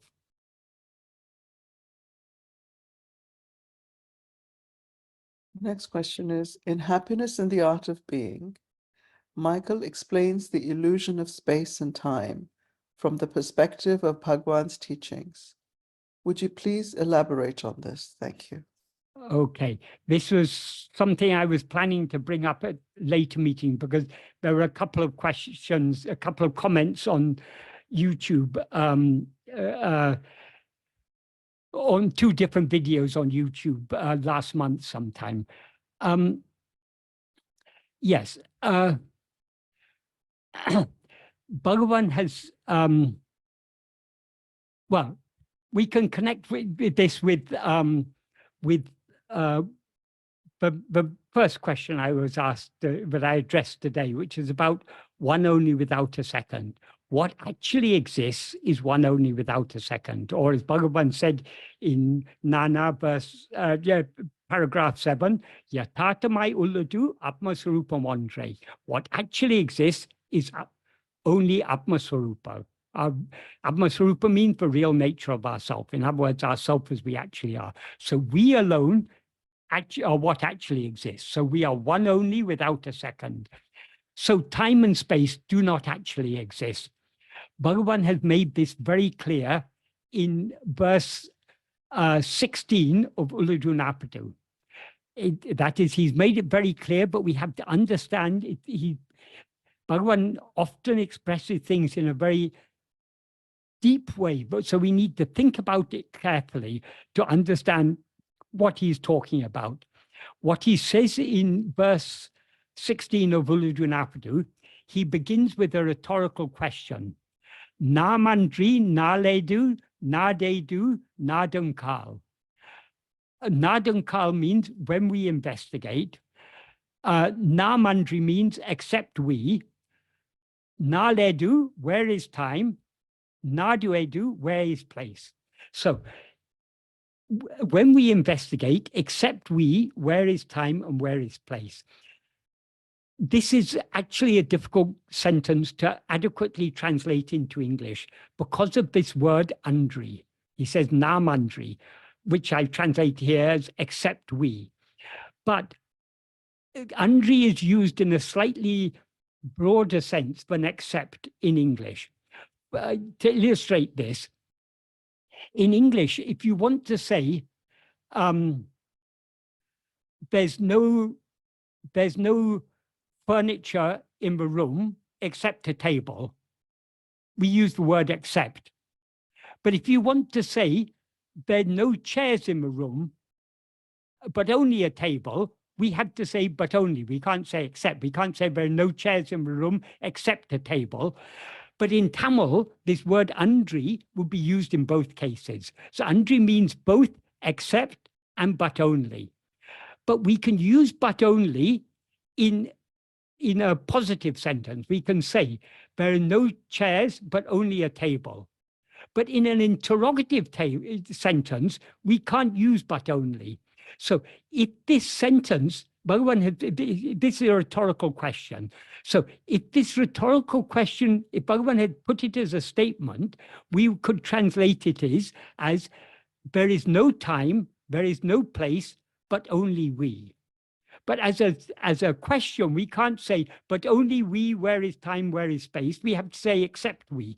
So the implication of this sentence, but how it's clearly understood in Tamil is, except other than ourselves, where is time and where is space? There's no time and no space. But he says, nadunkal, when we investigate what? The implication is when we investigate ourselves. If we investigate time and space, they seem to be real. But if we investigate ourselves, we will find that we alone are real, one only without a second, and that there's no time, no space. Here Bhagavan uses, when you're referring to we, he uses the pronoun nam. Nam means we, but in Tamil there are two words that mean we. There's nam and nangal. Nam is the inclusive form, nangal is the exclusive form. So if you're talking to a group of people and you want to say something about yourself and others, but excluding the person you're speaking to. For example, supposing you're a Hindu speaking to a Christian, and you want to say, we Hindus, you have to say nangal, because you're not including Christian among the Hindus. But if you want to say, we religious people, you're including both the Hindus and the Christians and religious people, so you would say Nam. So Nam includes the person who is being addressed, whereas Nangal excludes the person who is being addressed. So Bhagavan often uses this inclusive first person plural pronoun Nam. Though he uses it, though it's a plural pronoun, he uses it in a singular sense. Just like, for example, in English, we often use they in a singular sense. If someone wants to leave the hall now, they may do so. We say someone is singular, but we say they because we don't want to say he or she. So we say they to include both he and she. So that's what's called the singular they. Likewise, this is, though Bhagavan uses this plural form, he uses it in a singular sense because what Bhagavan is talking about is one. So if he were to say I, he would exclude us. If he were to say you, he would exclude himself. So he often uses the word Nam. But we need to understand from the context whether the Nam he is referring to is referring to ourself as ego or ourself as the world. Sorry, or ourself as we actually are, sorry. In the first verse of Uludu Napadu, he begins, Nam Ulahum Kandalal, because we see the world. There, who is the we who sees the world? It is ourself as ego. That's why in that context, Nam refers to ego. But in this context, verse 16, when he says, except we, where is time and where is space? He's not referring to ego. He's referring to our real nature. So the implication of this sentence is that there is no time, there is no space, there is only ourself. The fact that Nam here refers to our real nature is made clear by him in the Kalivemba version of this verse. In the Kalivemba version of this verse, before Nam, he says, Unara Nindra Porul. Porul is a Tamil word that means the same as vastu in Sanskrit. It means substance, in the sense of the real substance. And he says, Unara Nindra Porul. That Unara is the infinitive of una, means to know. But the infinitive is often used in Tamil in an adverbial sense. So here he's using unara in an adverbial sense. Nindra means which stands. Stands here implies which exists. So the substance that stands knowingly. In other words, the substance that exists and knows its existence is the implication. In other words, what he refers to here as Unra Nindra Porul, he's referring to Satchit, the one substance that actually exists and but knows its existence. So here Nam is referring to our real nature. So what he is saying here in this first sentence is that when we investigate, we will see that except ourselves as we actually are, there is no time and no place. In other words, there's only ourselves, there is no time, no place. Then he goes on to say, Nam udumbel, nal nadul, nam paduvam. That means if we are a body, we will be ensnared in time and place. Then he asks, Nam udumbo, but are we a body? Again, it's a rhetorical question. When he asks, are we a body? We need to understand, no, we are not a body. So it's only when we take ourselves to be a body, but we seem to be ensnared in time and space. But are we a body? And then he concludes by saying, Nam indru andru endrum ondru. Nadu ingu angu engum ondru. Al namundu. Nal nad il nam. What that means is, since we are the one, now, then, and always, the one in place, here, there, and everywhere. Namundu, there is we, or we alone. The implication is we alone are. um, um, yes, and he says another nam at the end. So he says, when he says nam undu nam, he means there is we. He's emphasizing that we alone exist. Nal nadu il. Time and space do not exist. We can also take it as namundu nal nadu il nam. We exist, the timeless and spaceless we, the we who are devoid of time and space. So clearly here, Bhagavan is saying, but there is no time and no space. It's only because we rise as ego, take ourselves to be a body, we therefore seem to be ensnared in time and space. This verse, Bhagavan composed this verse while composing the other verses of Uludunapadu. But on the day he composed this verse, he first composed it in a slightly different form, and then he modified it. So the original form of this verse, which is verse 13 of Upadesha Tanipakal, is slightly different. It's very, very much the same, but it's not exactly the same. What he said in this original version is, Na mandri na ledu, except we, where is time? In other words, he's saying there is no time, there is only we. There is only ourselves. Nam namme nadadu. Nam udal enum enil, nam nal unnum. That means if not investigating ourselves, we think we are the body.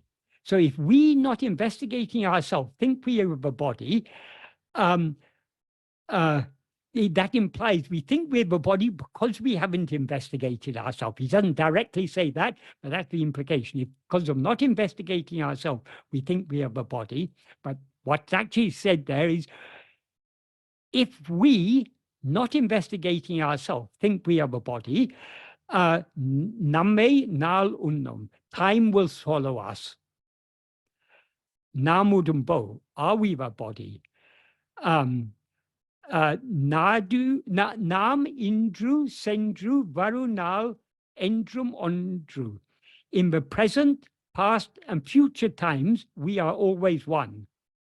Adanal, nam undu, nal unda nam.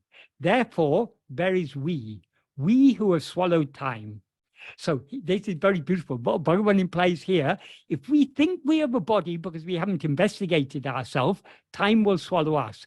And remember, time, Bhagavan is using Tamil word here. The word he uses for time here in Tamil is nal. Nal means, it also means day. It implies time. In Sanskrit, the word for time is kala. Kala also means death. Because death is going to swallow all of us. Time is going to swallow all of us. So when he says, if we are body, time will swallow us, he means death will come, and in time, death will come and take us. But how can we avoid death? How can we avoid being swallowed by time?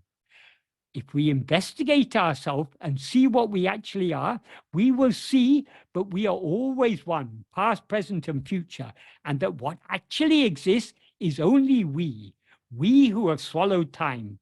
So if we don't investigate ourselves, time will swallow us. If we do investigate ourselves, we will swallow time. When he says we will swallow time, that means time will cease to exist. So we have a choice. Do we want to be swallowed by time, or do we want to swallow time? Do we want to be swallowed by death, or do we want to swallow death? If we want to swallow time and swallow death, we need to investigate, who am I? If we don't investigate who am I, if we don't investigate who am I deeply and keenly enough, time will swallow us. So it's very, very beautiful verse. But he later modified it in order to include both time and space. But what he says about time is also true. That is, we are caught up in time and space because we take ourselves to be a body. If we want to free ourselves from time and space, we need to know ourselves as we actually are. We need to investigate ourselves. So that's why I said, when in the verse 16 of Uludunapadu, when he says Nadung Kal, when we investigate, what he implies is when we investigate ourselves, because in the original version, he says, if we don't investigate, if because of not investigating ourselves, we think we are the body. So what we need to investigate is ourselves.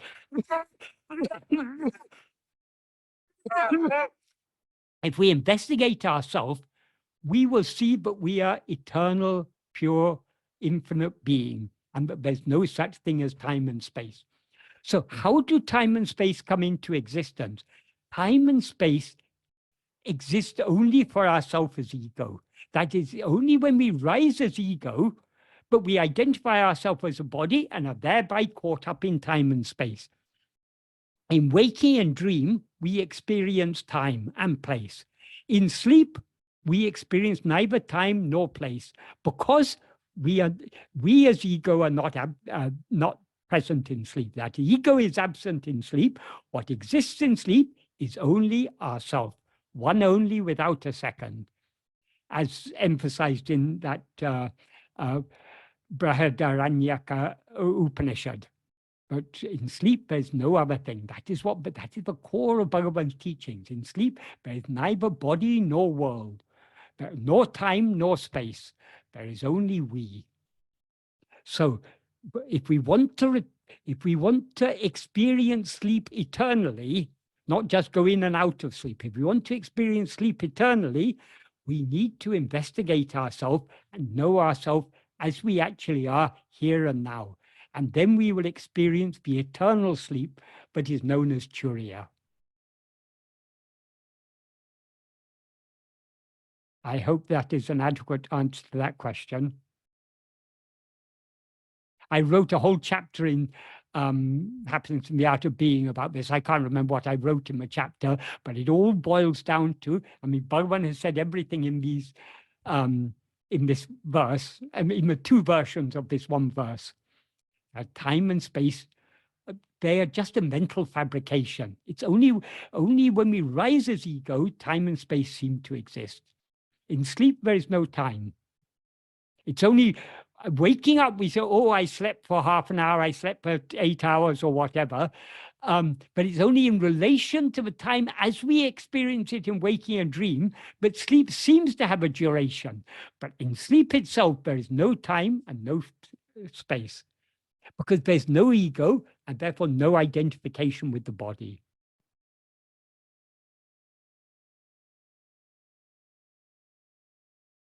All differences come into existence only when we rise as ego.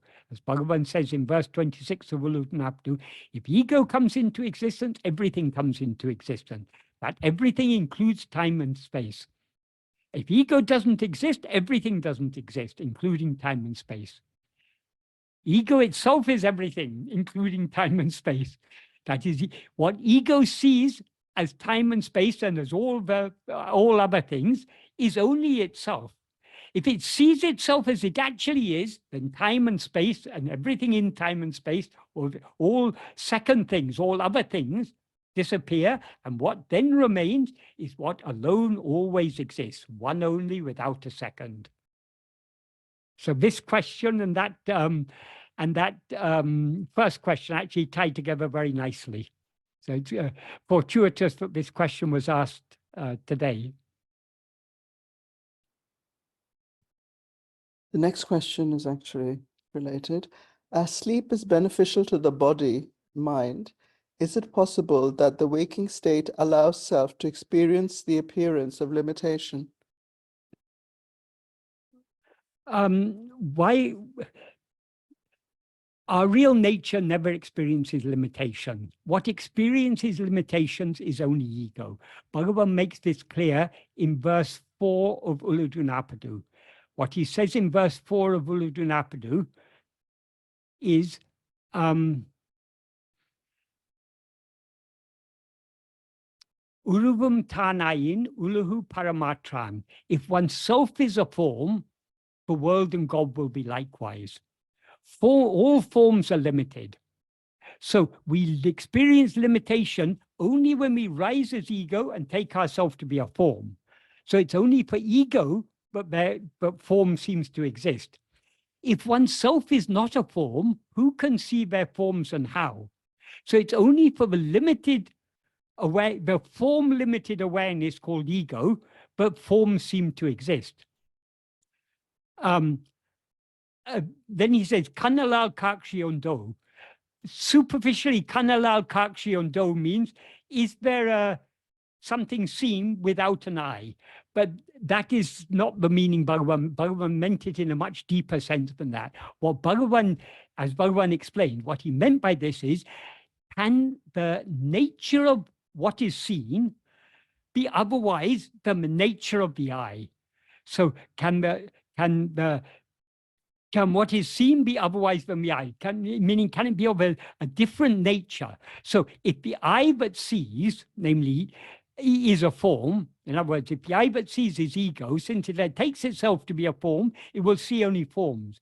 If the eye that sees is formless, and therefore what is formless is obviously unlimited, only forms limit.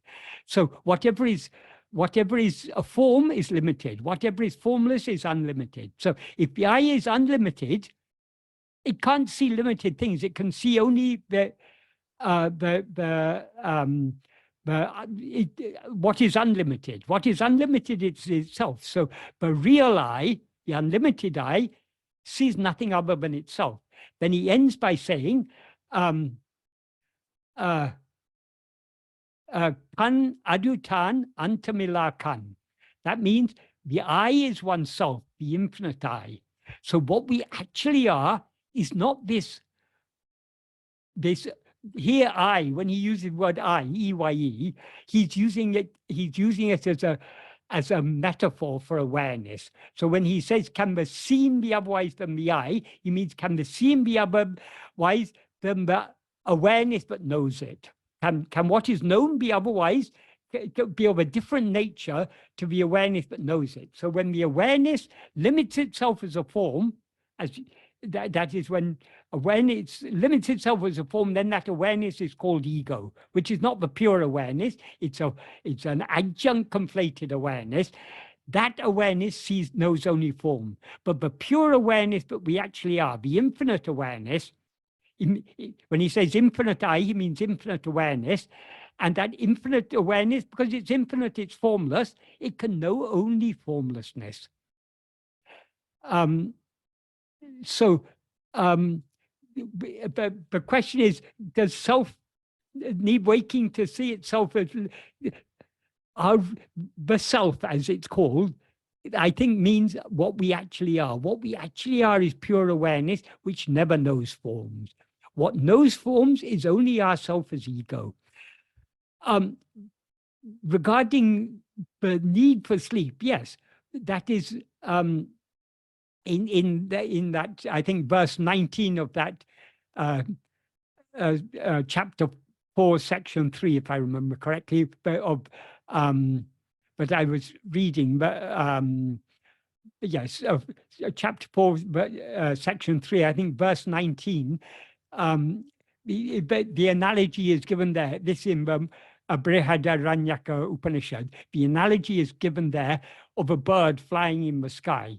A bird can fly this way and that way in the sky only for so long. Sooner or later, it needs to return to its nest. It needs to return to a place of rest.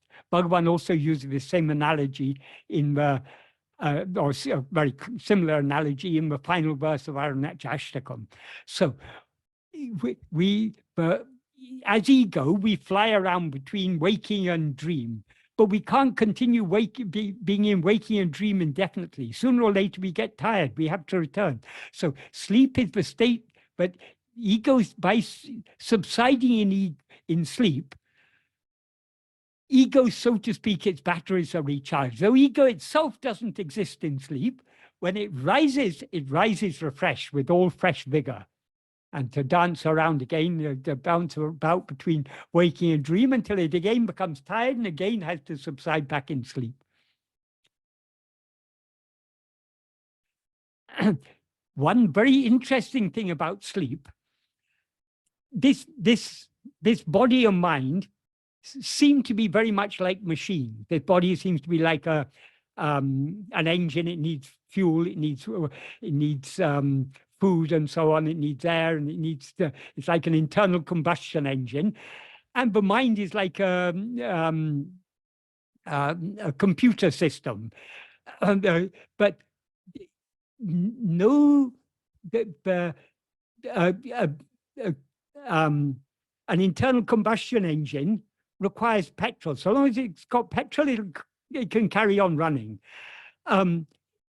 The computer, so long as it's got electricity powering it, it runs.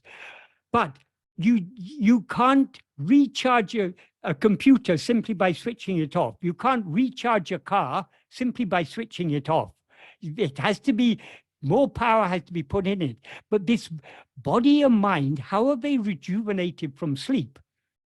In sleep, from where does the mind and body, or the root of the mind and body, namely ego, how does it get power from sleep? Simply by ceasing to exist and remaining as it actually is, it regains its power, and again it rises up, comes into existence again as ego with all fresh vigor. So the source of power by which ego is operating is the power of just being, of pure being. So just by being in sleep, we regain our power. So though the body and mind seem to be machine-like, there's a fundamental difference between this composite machine consisting of body and mind and any other type of machine. This machine, simply by switching off, by subsiding and ceasing to exist, regains its power and comes into existence again. So though it's in some ways this body and mind are similar to machines, the force driving this body and mind is ego. And ego derives its power from its source, namely Sat-Chit.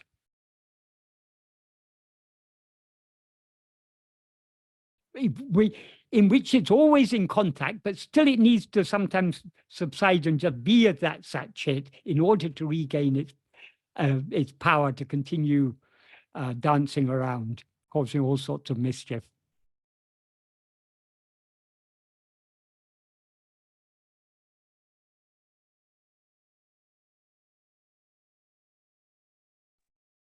Michael, did you want to continue? It's been about 2 hours. Are there more questions? There are sort of kind of three questions, but really I think, yeah, let me see. I think one is a question about the sort of predestination, which we've covered a few times. And the second one is whether this one without a second has a similar implication to what comes must go. And the first one is whether is everything that happens predetermined, or is it spontaneous, that sort of thing. There have been some questions asked on the comments on YouTube recently about this. I was actually thinking of addressing this subject today, but because I was sent this question about one only without a second. So can we keep that question for next time, when if I remember, I'll take up this subject next time about predestination. But what is the question about related to one only without a second? Yes, it said that one follow-up question to the explanation of one without a second. Is this similar to the practical implication, is the practical implication of one without a second the same as the practical implication of what comes must go? Because would that be surrendering, meaning that when problems come up to disturb us, are we to say these will go away, and this surrender, and just surrender and turn within again? Yeah, we can see there's a connection. That is, since there is one only without a second, anything that comes is not real. And therefore, what is not real, it has come and it has to go. So all what comes and goes is not real. What is ever existent is one only without a second, namely our own existence. I am. Yes, that is when we understand that what actually exists is what is permanent, what is unchanging, what is self-shining. In other words, I am. This I am is not, that is, I am means our own existence, our own fundamental awareness is not affected by anything. That is, whether our life is pleasant or unpleasant, whether we are young or old, whether we are energetic or tired, whether we are healthy or sick, whatever be the condition of the mind and body, the one thing that remains ever unchanged is this fundamental existence awareness that always shines as I am. So that is alone what is real. So in Bhagavan's path, our aim is to hold on to what is real and to let go of, and thereby to let go of what is unreal. So the more we hold on to I am, the less we will be concerned about other things. Now, we're all getting older. Some of us may be relatively young, some of us may be relatively old, but our life is passing us day by day. We know we're all getting nearer to the end of this life. Some of us may be closer, some of us may be further. None of us know how far we are. It could be the next moment we could snap out. So this life is very temporary, but the more we put Bhagavan's teachings into practice, seriously put it into practice, the less concerned we will be about the inevitability of death, the less concerned we will be about, so long as this body is there, we all face difficulties of one form or another. Whether we are the poorest person in the world or the richest person, whether we are the healthiest person or the sickest person, everyone is experiencing problems of one kind or another. And problems come and problems go. The problems that we experience now that loom so large in our life because they're affecting us now, after some years we'll have forgotten about them and some other problems will be looming large. This is the nature of life. So one of the first qualification that is stated in all the classical texts of Advaita, the first qualification that is required to follow this path is nitya anitya vastu viveka. That is the ability to distinguish what is permanent from what is impermanent. What is permanent is only our own being, one only without a second. What is impermanent is everything else, including this ego. So the more we clearly discern this distinction between what is permanent and what is impermanent, the less we will be concerned about what is impermanent. So the easier it will be for us to surrender, to let go, to be unconcerned about life throws troubles at all of us. We all face troubles, health problem, financial problem, this problem, that problem, relationship problem. Life is full of problems. Just look at it, open the news and see the world is full of problems. And we don't have to see the problems of others. Each of us are experiencing problems of our own in one form or another. So life is full of problems. But all these things are just passing. It's just a dream. It's a passing show. None of it is real. So that conviction will become stronger and stronger to the extent to which we put Bhagavan's teachings into practice. That is, the more we hold on to what is permanent, namely our own being, the less we will be concerned about what is impermanent. So yes, everything in Bhagavan's teachings, if we think about it deeply enough, every aspect of Bhagavan's teaching is connected to in some way or other, to this central thing. But what we need to hold on to is what is permanent. What we need to let go of is what is impermanent. What is permanent is only ourself. What is impermanent is everything else, including everything that we now seem to be. So yes, there is a connection. And the practical, whatever teaching of Bhagavan there is, the practical implication is all the same. They're all Bhagavan's teaching. They're all they're like the spokes of a wheel. They're from so many directions. They're all pointing at the central hub. The central hub is the simple practice of Atma-vichara, self-attentiveness, which is itself self-surrender. Because as Bhagavan says in verse 26 of Ulunabdu, if ego comes into existence, everything comes into existence. If ego doesn't exist, everything doesn't exist. Ego itself is everything. Therefore, investigating what this is giving up everything. Why? Because if we investigate what ego is, ego will subside and dissolve back in its source. As he said in the previous verse, Tedinalotum pidicum. And when ego ceases, everything else will cease. So we cannot practice Atma-vichara without simultaneously practicing self-surrender, because Atma-vichara is the ultimate practice of self-surrender. That is, all other practices of self-surrender finally lead up to this ultimate practice. By holding on to ourself, we are letting go of everything else. Ourself is what is permanent, everything else is impermanent. So we shouldn't be concerned about what is impermanent. We should be concerned about what is permanent.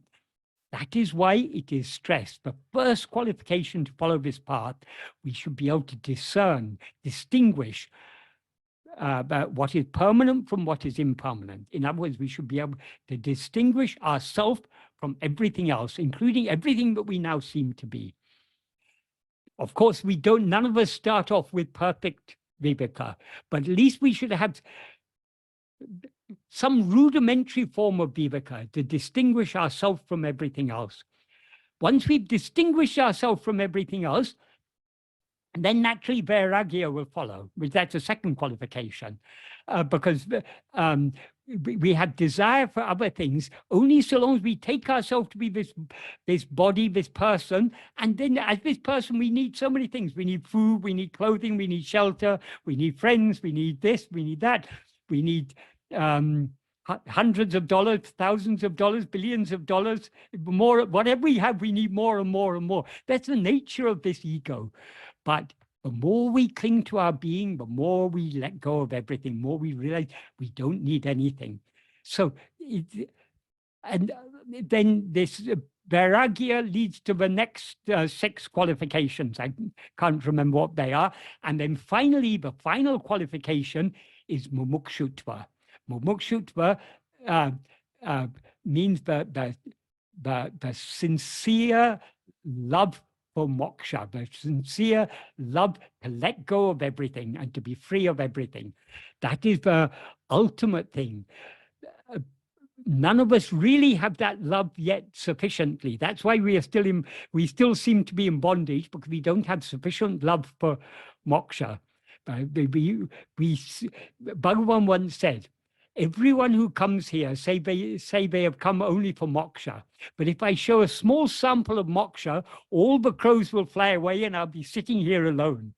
That is, Bhagavan said that for a very good reason. We need to understand we don't yet have sufficient love for moksha. If we had sufficient love for moksha, it's ours here and now.